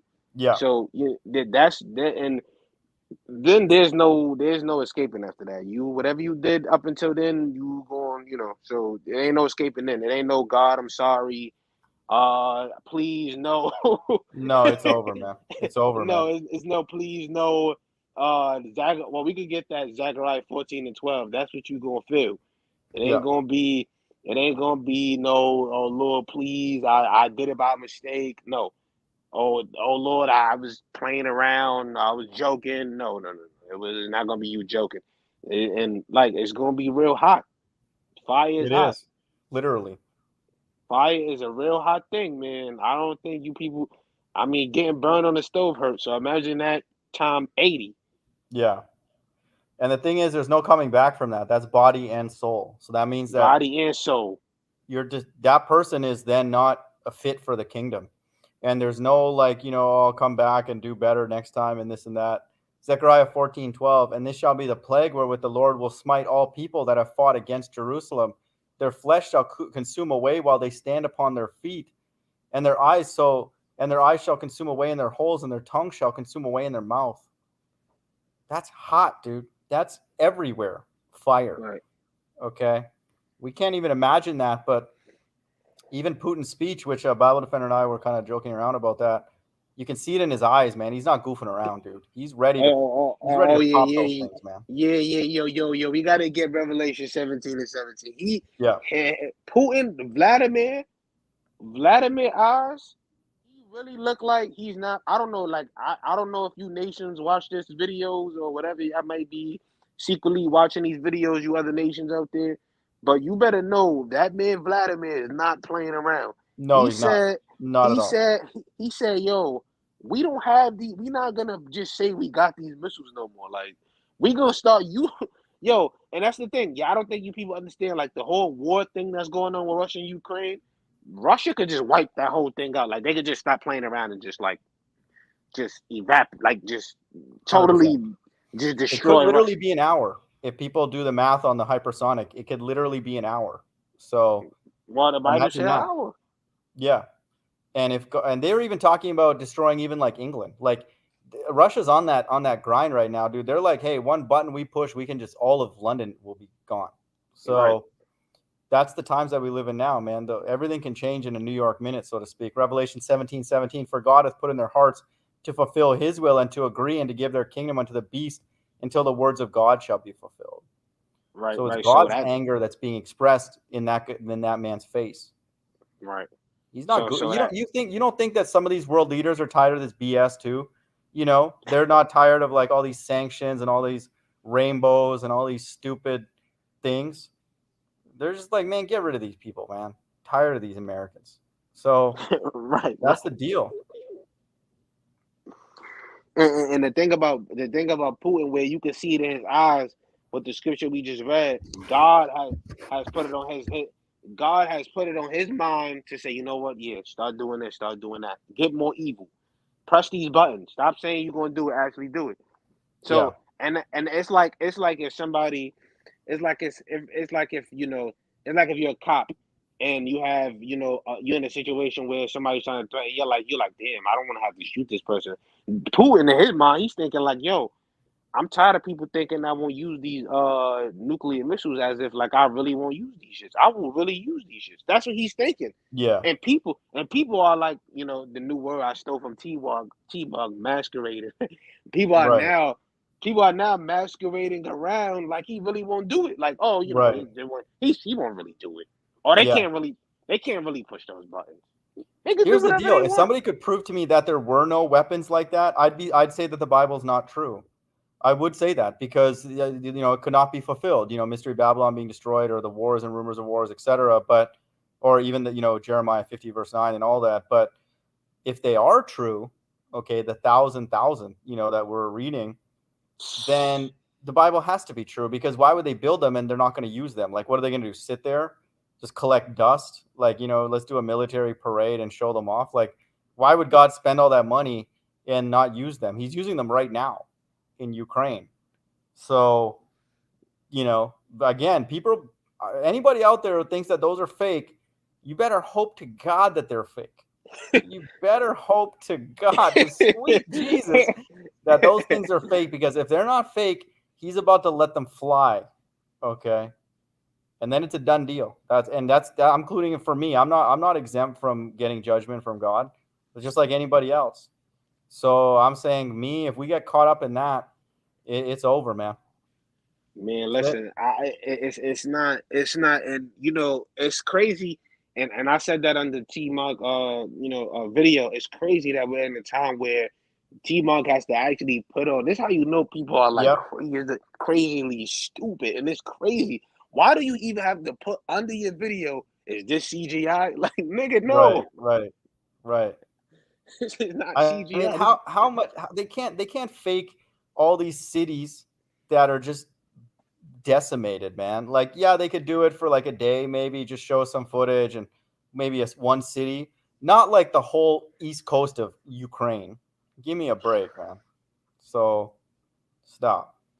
This is it. It's no turning back. And if you in this thing and you deep into this thing like us, I would say your only job for here and now is just having patience and basically seeing what's going to happen. Because now Yeah. it's either it's either you're gonna find out who's the elect and who's not the elect. And I believe maybe, to a certain extent, out of some, I would say maybe 10% of the Hebrews, a lot of them could be of the elect. I'm not saying that, but and Yeah. maybe people that's in the, and maybe that's people that's in the comments could be of the elect. Somebody that we around is it of the elect though. I'm gonna say that. I know Yes. that for Agreed. 100%. Somebody that we around. Maybe it could be me, you. I don't know. Somebody not somebody we. I'm not putting myself in that category, which I don't. Mhm. Somebody, we came across or something. Somebody's of the elect. It's not like, especially if we come into these live streams and like I said, this is it, and we know for 100% fact you can't come on this panel and show me like, because people always try to come on ETT's live stream. I notice, and mystery Babylon is the Vatican. Babylon is Yeah. the Vatican. They're It's the dismissed. Roman. It's the Roman Catholic Church. You know, Hmm. which a watchman for Israel. If you know who those brothers are, they're giving double honors to a man that said the crab. No, not the crab. The MOTB is John 3:16. Then you got Ah, this dude. Then you got this dude, General Yohana, which that whole group is a cult, and anybody even I don't even we don't have it even. He irks my soul. He actually yeah, makes he's me finished. angry. He's totally finished, dude. General Yohana, he's saying that MOTB is sleeping with white women. Like That's dumb, man. Like it's getting like ridiculous. Like even Zabak, somebody who knows the Bible deep, talking about its philosophies and all that. I mean, you got to be you got to believe that he's just set up to do that. I mean, that's at this, especially now where it's physical and it's not like theoretical. Like we see something physically happening to billions of people. You can't right. come with the idea that Mark of the Beast is like philosophies, or Nate will say it's an embargo or whatever the hell they're talking about. Give me a break, man. Stupid Yeah, people, man. yeah, right, So right. And yeah, that's where all of them went wrong because even like I said, like you give credit to the Hebrews saying that they told you to go into the Greek, which even makes it more crazy that they don't or basically halfway know what it is or whatever, yeah, because they the ones who showed you how to go into it, showed me how to go yeah. into it, which perfectly makes sense in a sense. I've said my standpoint on it, like whatever, cool.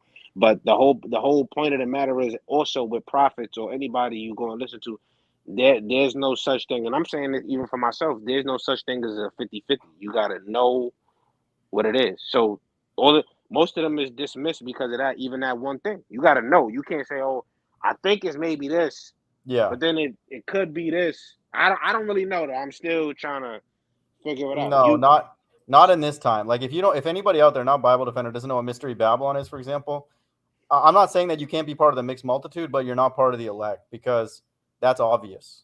Okay, I'm not saying the elect need to know everything and the numerology and all that. That's just my own interest. That's like icing on the cake, so to speak. But if you ask the elect, what are they going to be like? Okay, maybe they might not even, because again, some of them are blind and lame, but some of them are going to say America's evil. They're not going to say, "Oh no, America's great. It doesn't need judgment and all that." Well, then you're not at the elect then, okay? Because America clearly needs to be judged. So that's why the Bible says they'll have no guile in their mouth, but they're not going to be liars, okay? Trying to tell you the earth is spinning and all that. They're not going to say that. So let me address a comment in the chat. It's a good one. I've dealt with this. Zion, welcome, man. Didn't you say the world was going to end last year? I did say that, with the caveat that I was a part of the 144,000. So that did not occur. So I took my name out of that list, of that select group, because what I said did not come true. And so that doesn't mean that I don't want people to be discouraged that the Bible is not true, because again, it's clearly true at this point. That's what me, BD, and I mean lots of people, I would say, but the few people that come by here, I mean, we basically know at this point that it's true. We're just kind of debating like who gets what happening to them and then when, kind of thing. So, which, there's nuances there, but I think that's also pretty clear. But the Bible being true overall is not changed by my quote unquote statement, last year. That was because I was actively sinning. After that point, when I sold my car, I was not forced, but I wore a mask to move around, public transportation. So that's not what Eleazar, Christ, or the elect would do, Abraham or anything like that. So I had to do the right thing, and I can't push that, anymore, and say that again. I think my channel still is valuable in the sense that it'll explain, what to expect, in the future, in the very near future. But again, I would say even that's kind of obvious at this point. So it's not like my channel's needed in any way, but it kind of just shows that the Bible is consistent, and there's like the thing that I find amazing is that anybody can pull up any verse about the end times. We can read right here, Maccabees. It's going to say the same thing. God's left-hand side is appointed to wrath, which are plagues. God's right-hand side is exempt from plagues, okay, the elect. And so they're all going to say the same thing, and that's what my channel is proven. But again, people already kind of knew that it was all consistent. But so don't throw out the baby with the bathwater kind of thing. But I did make that statement with the caveat that I was one of the 144. That name, I take my name out of the list. I still ask for salvation? Yeah, I ask. I'll take the crumbs that fall off the master's table. I'll be the dog, quote unquote, dog that approaches Christ. I don't have that much pride. That woman who did that, and then was called a dog, she persevered, and then God gave her a reward. That's what I would be doing. So that's what I'm doing right now. But the 144 are a very elite group, and that's why I bring out these verses here in Maccabees, and earlier when we were talking about who the kingdom is prepared for, the salt of the earth and all those verses, and Ezra as well. We get a characteristic, Abraham, of course, of the way that they are. God says, do this. They say, yes. Put your son there. The knife's going to go through him. You're going to do that. And then that's it. And he's like, yeah, okay, we're going to do that. And the world would be like, what the hell are you talking about? Like, no, I'm not going to do that. Okay. And so, like I said, he would be considered a homicidal maniac in this society that we live in now. Whereas me and a few people come by here, we revere him as Father Abraham. Okay. Like he's one of the quote elder statements of the faith.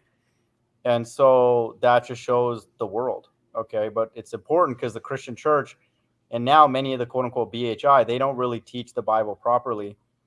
They're diluting it and saying, no, don't worry, do the best you can. The Bible doesn't say that.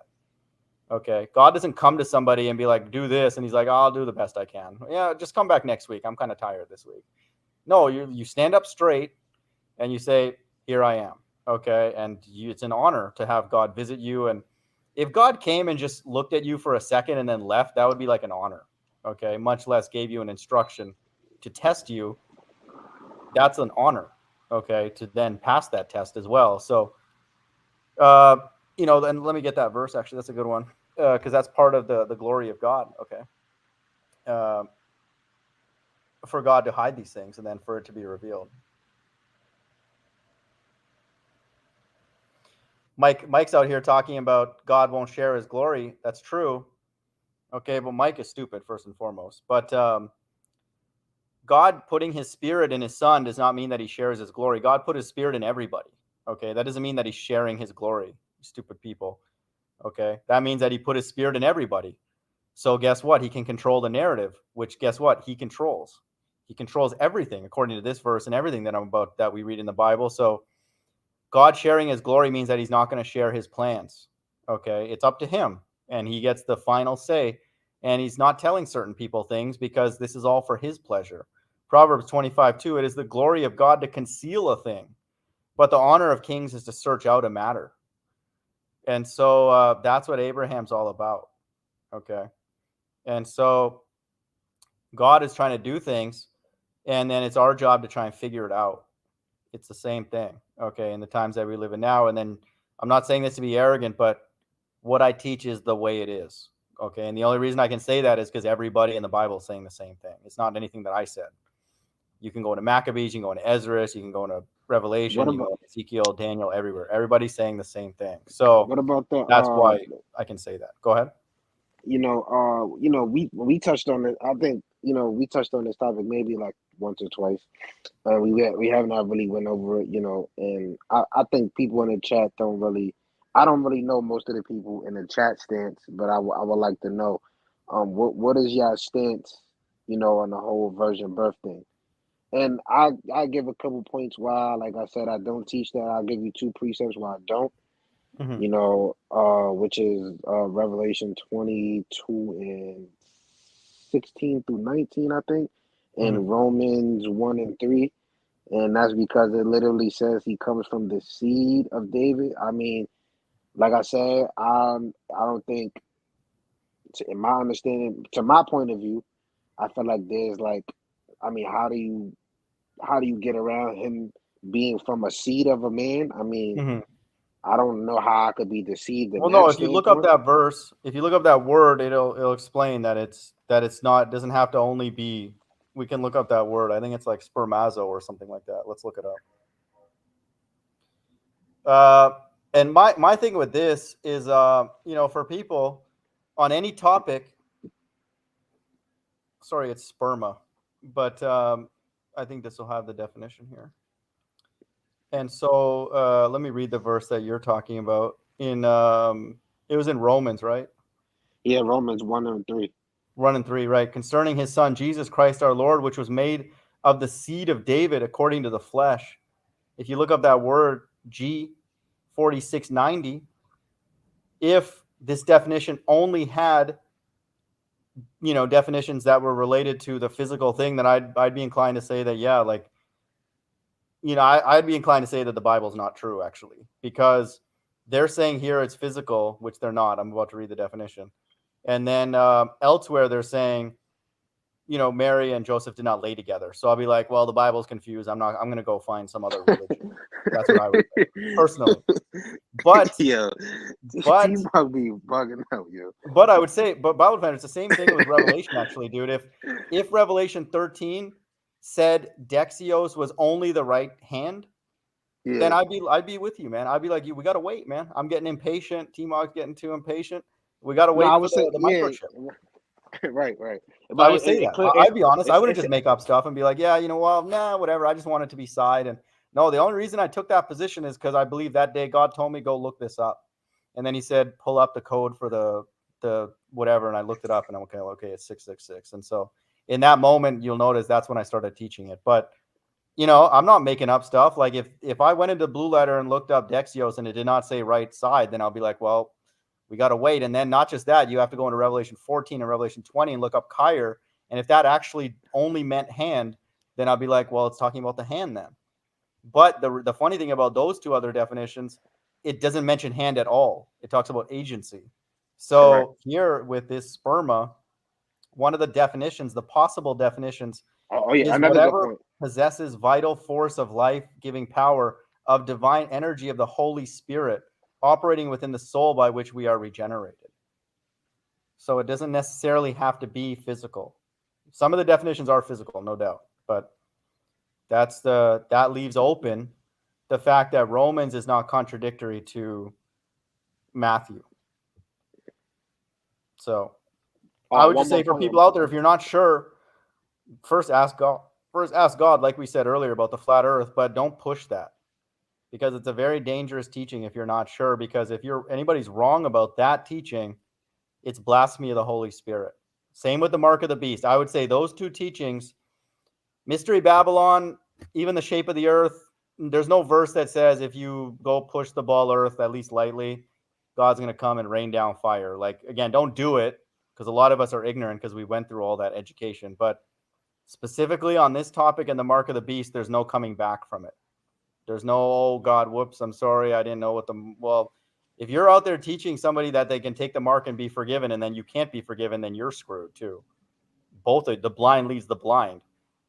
And on this topic, I'm not saying Bible defenders pushing this, but people are, and you're wrong, then you're finished. There's no coming back from it, because it's blasphemy of the Holy Spirit. So Correct. we'll see. I just Yep. wanted to say one thing pertaining to with the whole chip thing, like because I guess some Hebrew Israelites teach that when it says forehead is basically talking about like the whole brain chips and all that, Yeah, but yeah, yep, yep. so even when you go into that, it's not talking about that either. It's talking about the whole worshiping thing, basically like with your mind, not a Yes, whole fit, correct. not a whole physical chip going into your brain. So when we actually look up some of these words, it's not actually going into certain things that you may see, that could fit it. Like somebody could say, well, okay, it says forehead. I guess people will be getting brain chips in their forehead. That could be a clear assumption somebody can make. But then you Yep. go to the word, then when you go to the word, it doesn't mean that. And then most of the words when you go to right hand is not talking about an actual right hand. We just went to agency, and then you go to the other one that literally says right side. Yep. So but it also says right hand, but the first one is right side. So it's like, you know, Yeah, it can be both. It can be it either. it, Like, it could be both. So, but then we see the narrative that's with the whole crap. right, So, right. it's in a sense it's clear. Like I said, my sense in a sense it's clear, but I still have to wait and see certain things, which TMoG doesn't, because he's already convinced, which is a good thing because that's how he's supposed to be. And Mhm. I would say, also pertaining to the whole virgin birth thing. I mean, I would say, I guess, uh, in a sense, you could be right that somebody shouldn't believe the Bible if that's inconsistent. Especially if Romans and then Revelation is saying that it's physical, but then Matthew is saying that that is not. Yeah. So that's inconsistency right there in itself. And even if we go a little deeper, because he said, T-Mock said he'll go worship some other religions. I mean, I've literally debunked every other religion, Mhm. that you could think of. Yeah. I mean, only the Bible would make sense. I mean, every other religion is just stupid. If No, the I agree. Bible I is agree. I say if that. I the say that jokingly, just for effect. I'm not going to be an atheist. I just okay, say that okay, okay, just for people for effect. I know. I would say me and Bible Defender and probably like ETT and others. We know the Bible's true. Okay, we're just saying that not to be fake humble, but just like there's no other option. That's what we all have. That's why we're on these right, hangouts and read the Bible and stuff, because the God of it says he's the only God, and then he's walking the walk because we see that what he's doing and talking the talk. So yeah, I mean, he knows that I'm joking, but for people maybe who are new to my channel, I'm not serious when I say that. I know I basically know the Bible's true.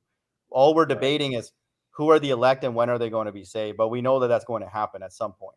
Okay, right. and I think Real him and I soon. would agree it's within the next few years. Okay, Yeah, 100%. yeah. So No more than 2 years. After 2 years, the Bible is out. I mean, right, correct. because then what would be all of this leading up to? I mean, every day something new is happening in a bad way. Yep. It was just a video, if I'm not mistaken. They was just saying that Jerusalem, the water over there turned like a bloodish purple color. So Jeez. there's a lot going on the prophetic side that you just cannot deny. So I mean, like, in terms of, especially in terms of the famines, the wars, the uprisings of the people, the stupidity of the minds of the people just consenting to the government. Okay, whatever they say, yeah, I'm gonna go with it. That just makes sense.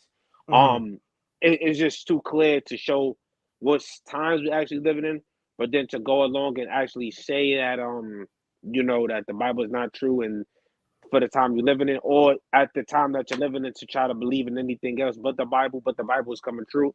It's kind Yeah. of like sick. It's kind of like sick. And then what I was touching on was, what I went into most of these religions. I'll give an example. Well, a lot of these people that believe in Islam say, "Oh, the Bible is fake." But if you go in Islam, which I literally read a lot of the Quran, the Quran literally says to read the Bible and follow the laws of the Bible. So why would your God go tell me to read a false book? What the hell does that mean? Are Yeah. you kidding me? And Yeah. then it's just like it's you got people that's atheists. Are you really trying to sit here and tell me that everything is divinely perfect? The sky, the water, the trees, the air. I mean, the air is not perfect. I'm not talking about the air being polluted. I'm talking about the way the air flows and certain things pertaining to the air. All of that Hmm. is lined up and divine perfectly, but somehow the white man did it, and he knows all of this. He got the technology to get you in. Uh, hey, you could be a woman, and now you can turn on. He got all of this different weird technology set up Hmm. in these last days, and to do so. Oh, you got brain chips that can make people walk again, and all of Yeah. that. So he Yeah, got that's all part of of the this. miracles. I agree with that. Right, Like he's gonna do right, miracles in the sight of man. So I'm not disagreeing that people can get a brain chip and right, right, maybe get right. some of their motor skills back. That kind of thing. So right, and that's a part of that left hand deception, showing himself to be as God. So Right. it's Right. it's like, okay, he got all of this left hand deception, but where's the right hand? I don't see nobody, because all of these religions, they push, that they're the good. Yep. No. We're not pushing that we're the good. We're saying God is good, and we're looking for a select few people that's not even good. That just live right what they live, if you know what I mean. Yep. So and if we don't see that. We don't see that with no other religion. We don't even see that amongst the people that's saying who they are. So I haven't found anybody on the earth, and this is no disrespect to TMoG or nobody have I seen on the earth yet that I can say, oh, I should go follow him or he's righteous. Yeah. Nobody. And that's a good thing. No. I just want a quick point. I'll give it back to you, and I want the people to know that's a great thing because that puts all of us in a position where we have to read the Bible on our own. I'll pass it back to you. Yep. Right. So I haven't nobody on the earth that I came across. I mean, and nobody in the Hebrew Israelite community, not ETT, TMoG, I mean, Vocab, TD Jake. Definitely not Uh, vocab. Okay. yeah. Definitely not. Yeah. Nobody have I seen teaching the Bible, any other religion or anybody on the earth that I could say, yo, I could take them serious because they don't know anything. Yep. They're literally like stupid. Like Mm-hmm. I'll give an example. All of these different religions literally went to go line up to take the jab. Not even like on some like they went to take it because maybe they thought it was good for their health. They They didn't even just hesitate. literally, yeah, They didn't they even hesitate. nobody Yeah. hesitated. Oh, just let me just go line up. I think it's cool, or I think it's yeah. I Yeah, mean, it's like exactly, dude.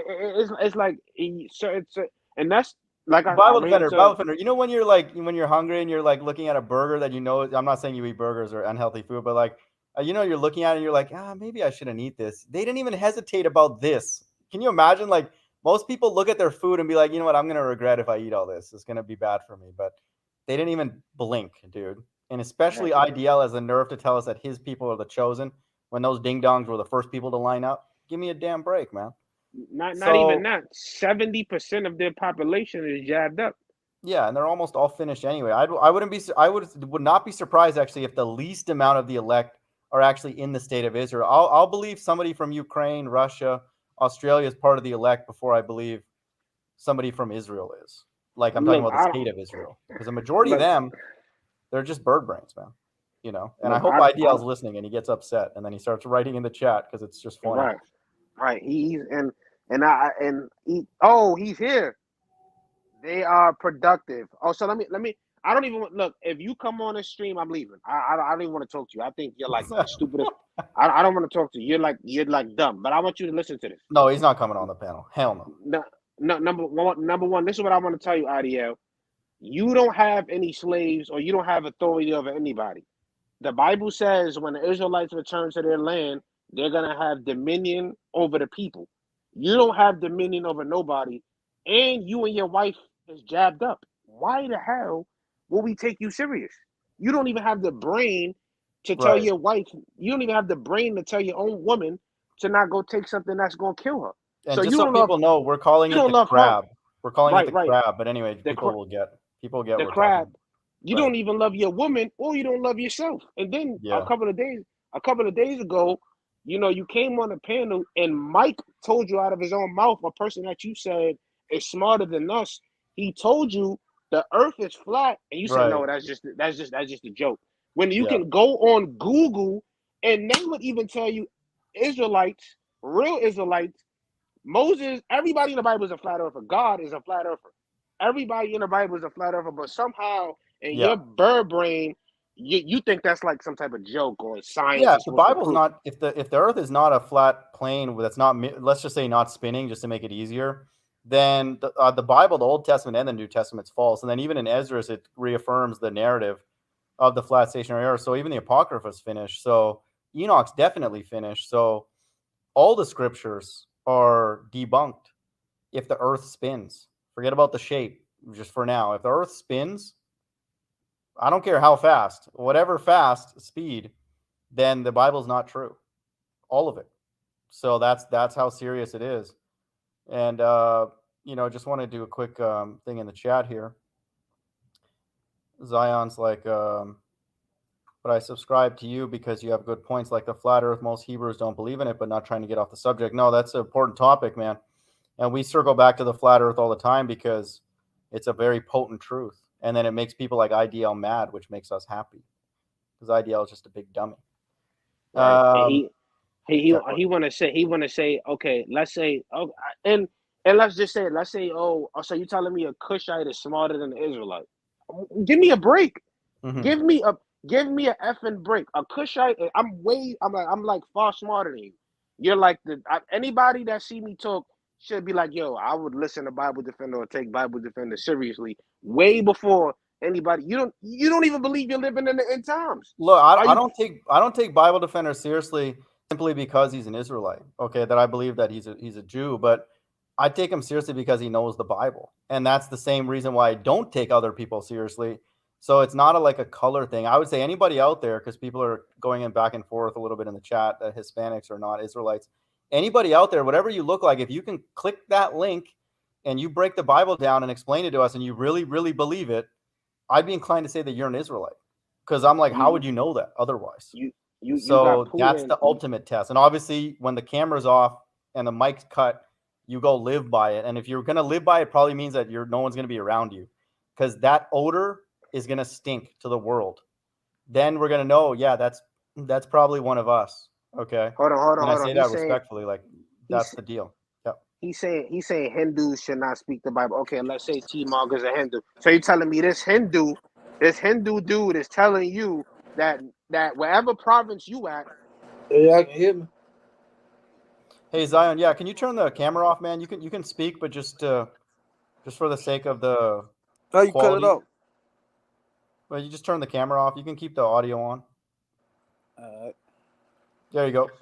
So you telling me a Hindu is telling you a place where you live, a nuclear missile, which Putin is every day telling people, and he's gonna do it. I don't know what you think. I don't even. Why am I even explaining myself to you? You're like retarded. You're No, he's mental. going to do it. One thing I want to clarify in the chat, Galapagos is like, I believe in the Immaculate Conception. So that's different than the virgin birth. I'm not saying, to not believe in that, but the Immaculate Conception is different than the virgin birth. The virgin birth is that Christ was born of the Holy Spirit and Mary. So Mary was not impregnated by a man. That's the virgin birth. The Immaculate Conception goes to the next level and believes that and teaches that Mary herself was without sin and her quote unquote blood was pure. So, whatever stance you want to take on that, I protect the teaching of. Hey, can I get in on this, CP? Yeah, go ahead. Zion, what's up, man? Yeah, man, I'm with you on that. I believe that's blasphemy. Yeah, it is. I believe that's that too. blasphemy because the Bible don't say nothing about Joseph went into Mary or none of that. Correct. Yeah, I agree. I'm with you on that. Yeah, I'm with you on that. Like, it says very specifically that Joseph and Mary did not lay together until after Christ was born. So the One West teaching is that they did it, and then it means after she was, he was conceived. But that's adding to the book. It's very specific. I would agree. I told you my stance is that going into the Greek, what word we see, and then you see that same word in the book of Revelation. That's what it is for me. It's not man's Let me just teaching. read this just for people to understand. And this is the language Bible uses. The Bible uses for intercourse. But Matthew 1:25, and knew her not, which is intercourse, and knew her not till she had brought forth her firstborn son, and he called his name Jesus. So this also shows how pure the Israelites are, because if a woman is pregnant, I don't know if it's unlawful according to the law to have intercourse, but Joseph did not even do that until after he was born. So not even while she was pregnant. Okay, so that just shows again how delicate this situation was and how special this was. So he's a just man. He's not going to sleep around. God's not going to bring his son into the earth with sinners. Tahar literally said, don't be surprised if Joseph raped Mary. Can you imagine? This guy's a demon, dude. What kind of person talks like that? These people are not clowns. In Matthew, Mark, Luke, John, they're not goofballs. Okay, they're very strict people. And a lot of people are going to find out the hard way how strict their God is too. Okay, and we don't care. You stupid people make up new doctrines every day, and we're going to find out what's what. Look, crazy, man. I wanted to say one thing on IDL. The point of the New Testament being real is because the prophecies, and then once you put the prophecies together, we know Jesus is the Messiah. Which I don't use the name Jesus, but I'm just using it because that's what you know about. But we know that it's real by the prophecies, and like I said, it's looking like you took the mark already. So just die already. Why don't you get Yo, why Zion, don't you Zion, question why for you. Do you teach what the mark is? What is your opinion on it? Just try and use coded language.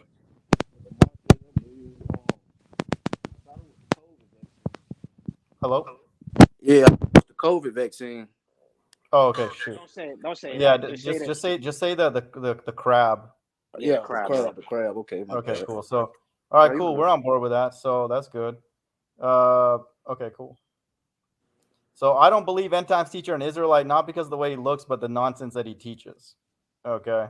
Who you I talking believe that he's in the congregation of the dead. Do I wish that he improves his teaching because he's not far from the truth? I do. That's why I've debated him many times. But his teaching on the virgin birth is antichrist. His teaching on the mark is antichrist. His teaching on the two witnesses is antichrist. His teaching on the kingdom has elements of being antichrist as well. Not that the elect will be, in the charge, because we agree on that, and then the other nations will serve the elect, which we agree on. But end times teachers off on many, many doctrines. And so, that's why I would deem him. about? Man, I know about UFOs and all. What's that? I'm talking to anti. Sorry, I can't hear you. Actually, that I know about what is UFOs. I know they can tell you.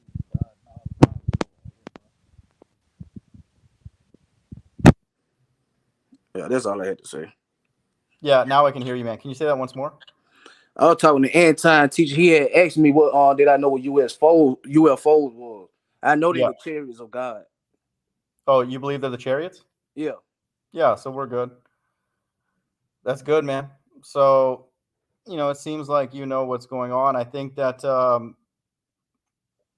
that's good to hear. So, I believe and teach that the so-called Negroes are the Jews of the Bible. I've been teaching that for years. I so appreciate it. At least you ain't lying, man.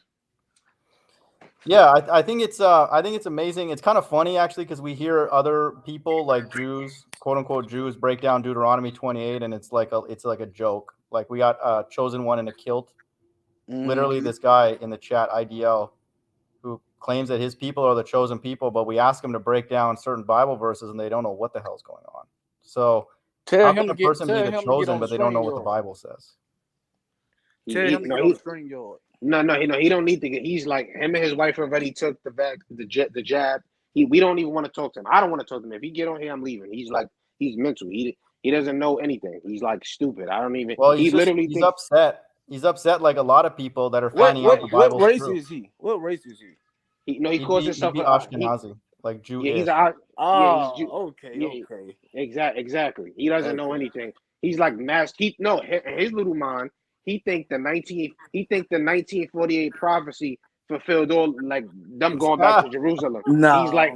He's like crazy in his brain, and then he wants us to believe who he is when he didn't even tell his woman it wasn't okay to go take the jab. I mean, no, he's just a big dummy, man. Like, he's just mad because he found out they ain't the chosen. That's all. Yeah, honestly, that's what it is. Not just with that prophecy, Deuteronomy 28:68. We know the fulfillment of it, and without that, the Bible doesn't make sense. It does not, because you cannot look for that verse to be fulfilled anywhere. Oh, he said it. He said 100% Ashkenazi. Yeah. Well, there you go. Thou sayest. Thou sayest. Like he said, like Yahweh said in the book of Matthew. He said, "Yah said I'm the son of the Most High." Thou sayest. So there you have it. Thou sayest. So man, deep down in his spirit, he know that they ain't the chosen for real. Yeah, he knows. That's the thing. That's why Zion, he gets upset, because he knows that we know. Yeah. More importantly, that he's not. So he gets upset. Look at him in the chat. He's going crazy, dude. Like, yeah, that's why the Bible said. That's why the heathen rage. Right. Oh, and it's so crazy. Oh, I just wanted to ask you one thing, brother. If you can hear me, what's your stance on hell? I don't believe in hell. But where is hell? I believe hell is on earth. That's what I believe. Oh, he's 5 for 5. Wow, that's impressive, dude. I can't hear it very well, but if he said that the earth is hell, then he's check that box. That's good. He did say that. He did. What about the shape of the earth? I see if he can go 6 for 6. I believe it's a dome over it. Oh, dome. Ooh. He's 6 for 6. Damn, dude, that's sick. Yo, Zion, the only reason we're saying this, not to put you on the spot, but we get people that come on here, even people who very well could be Israelites, and we lose them after like 1 or 2 points, man. And then they get mad at us, like, "Oh, you're stupid," and this and that. So that's good, man. That's deep. He's 6 for 6. He Yep. the mark, the dome, the earth, hell, who the chosen people are. I mean, he's we don't got nothing to talk about. Not like that, you know. And this But dude, dude, you know the one that most people are getting tripped on is the UFOs believing that they're fallen angels. So usually we can get to a few of them, and then people all of a sudden say Project Blue Beam and this and that. So no. yeah. Ezekiel said he seen a wheel inside of a wheel. I can't remember what chapter it was, but I think that was the first chapter in the 16th verse. He said he seen a wheel inside of a wheel. How Zion? Because you said that ETT is not an Israelite. What makes you say that? Because God chose Israel. Like I can't pick and choose if I want to be a white person tomorrow. You got to be born an Israelite. But how would you know he's not born an Israelite though? You can't just say that. You gotta show me something. Because I don't believe in that doctrine like you will with your father is. I believe you got to come from 2 Israelites.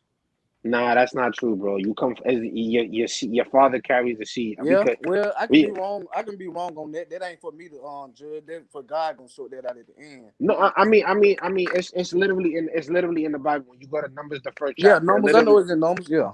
Yeah, right. So when they literally went in the midst of the congregation and they said, "Look, he's an Israelite because he coming from the seed of his father." So, and you gotta understand, the man carries the seed anyway. So the only way a woman could even have a baby is because you put the seed in her.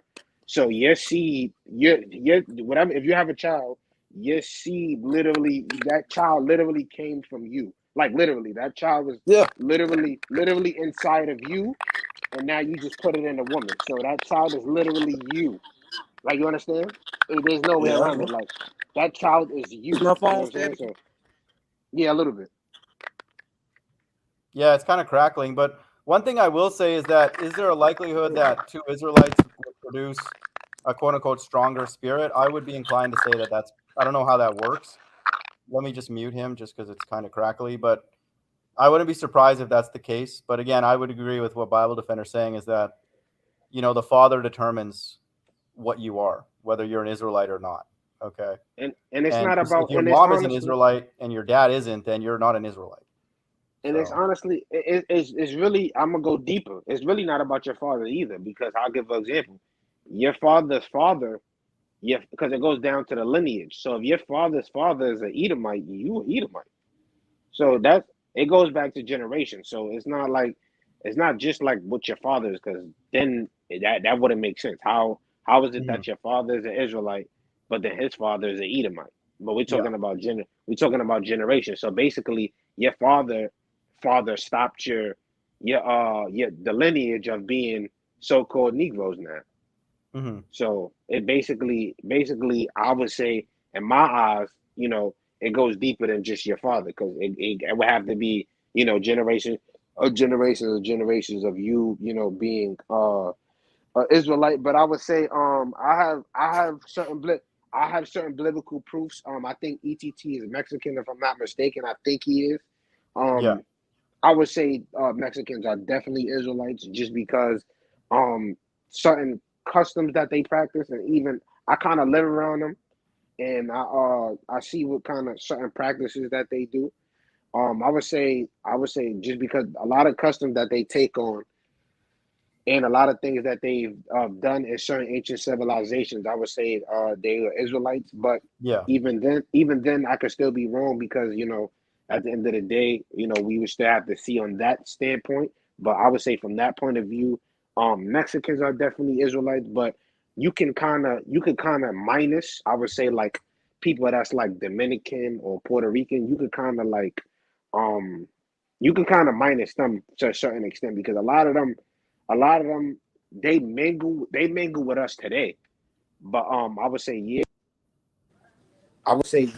years ago they Dude, it sounds better now, man. I can actually hear you. Oh, okay. I would say years ago they would be like, most of them would be like Spaniards, or like Irish or like come from those different provinces. So I wouldn't. Yeah. I mean, I wouldn't fully say some of them. I would say nowadays, a lot of so-called Negroes are mingling with Spanish women nowadays. So if you want to go from that standpoint that they're Israelites, I'll buy that. But just to say, okay, yeah, Puerto Rican, he's an Israelite. No. That's Yeah. not, that wouldn't make sense to me. But someone saying, okay, you're Mexican, you're Israelite, or you're Negro, that you're Israelite, yeah, I'll stand on that. But Here's the deal with that's the all I gotta say on thing. that. Here's the thing with the skin color thing. Like, ultimately, what it comes down to is your testimony. And we read this verse all the time with testimony, Revelation 19:10. So, ETT, what I will give him credit for is that he has a testimony. Okay. Because he puts it on his channel and he's been doing it for years, many, many years. And he can run circles around most people that are out there teaching the Bible, definitely the Christians. But I disagree with his testimony. So that means that he's getting that testimony from another God that's not my God. So if he's an Israelite, I'm not. And if I am, he can't be. So that's the situation that I'm in. And so, I'm not dismissing him based on his skin color or anything like that. I believe that, again, all these different cultures. What's that? Yeah, I'm definitely not dismissing him. I would definitely not say he's not an Israelite off of skin color. That's just stupid. Yeah. Yeah, I agree. And I think all these different cultures have elements of what Israelites are about. Like even Hindus teach reincarnation. That's from the Bible. And then the fake Jews will mimic some of the behaviors of the real Jews with all their practices. So all the cultures represent the truth in some way. So it's possible that some of them are actual Israelites, no doubt. But what we're going to know ultimately who in the last days is by their testimony, which has to involve spirit of prophecy, which means they understand the Bible.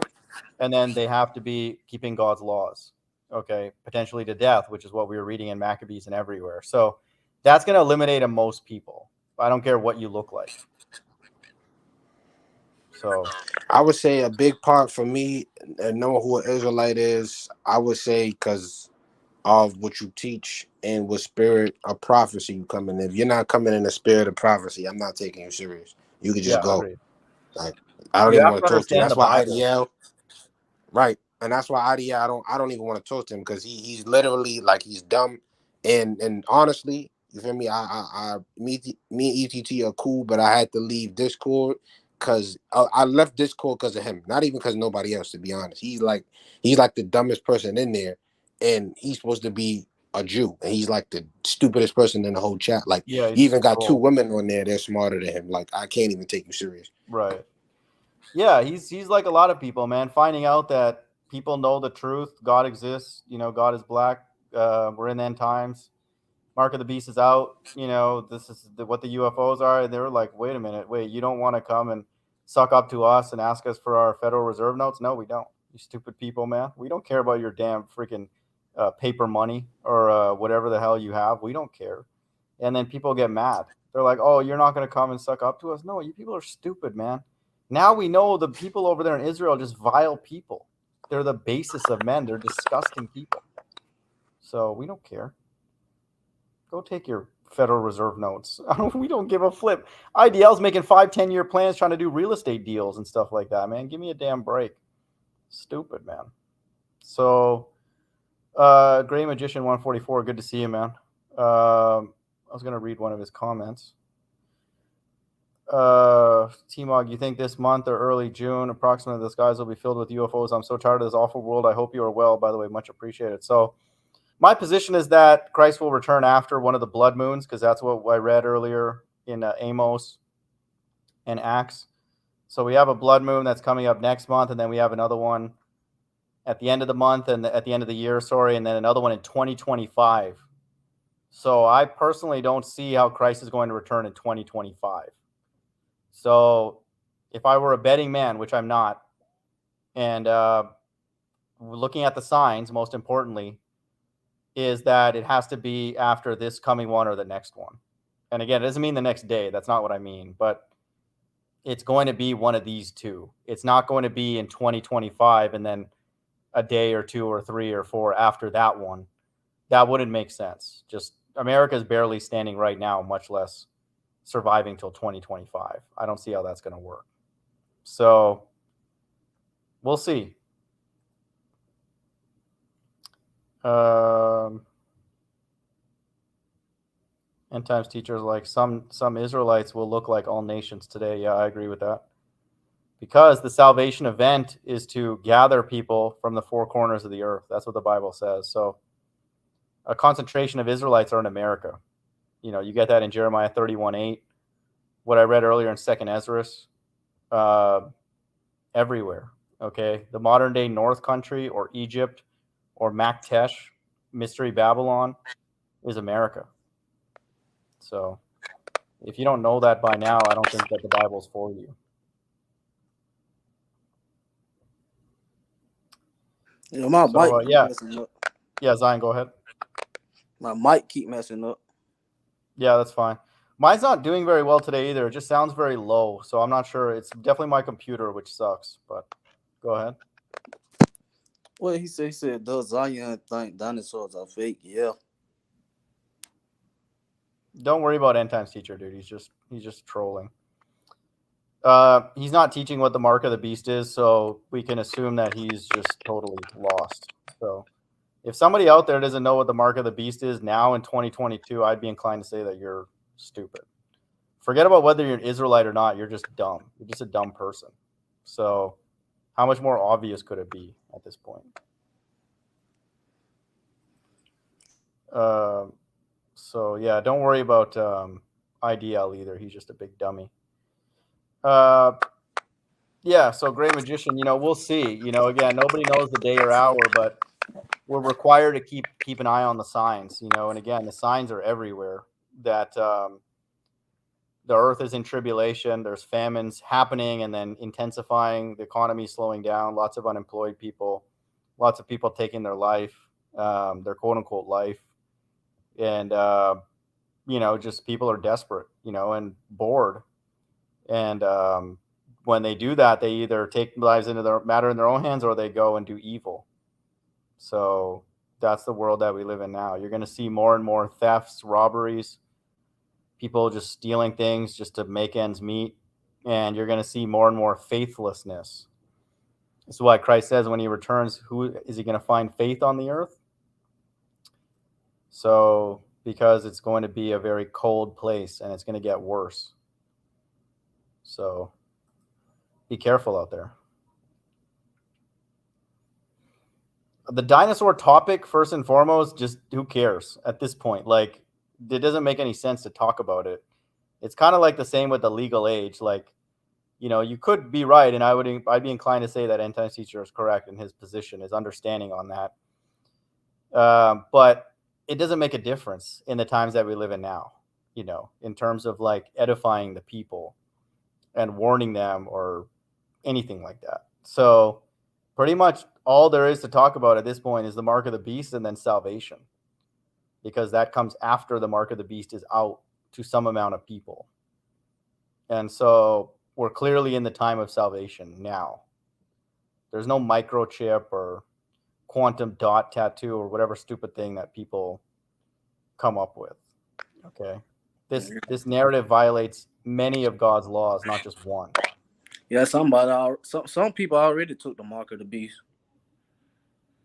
Yeah, I would say most people have. Yeah. The entire earth, almost 70%. So it's almost like fully actually. Yeah, like that fake Jew in the chat. Yeah, IDL's toast, man.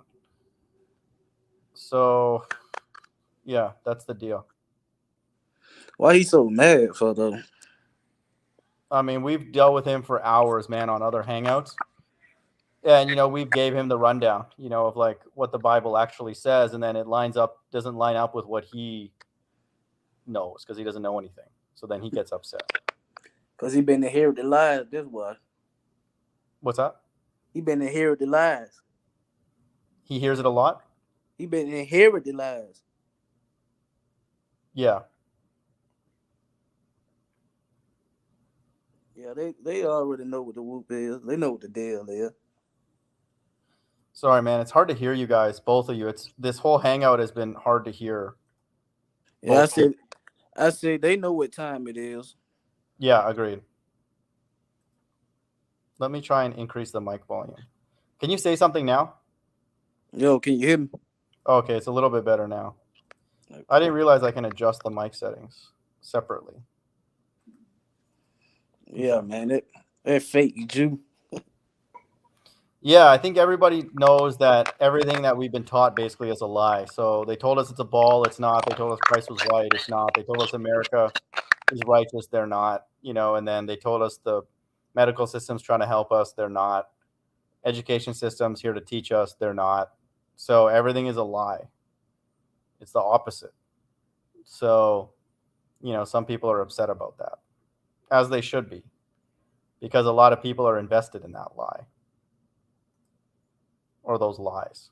So that's the deal. I'll cut it here, though, Zion, man. You can join any other time. Hopefully the sound is better.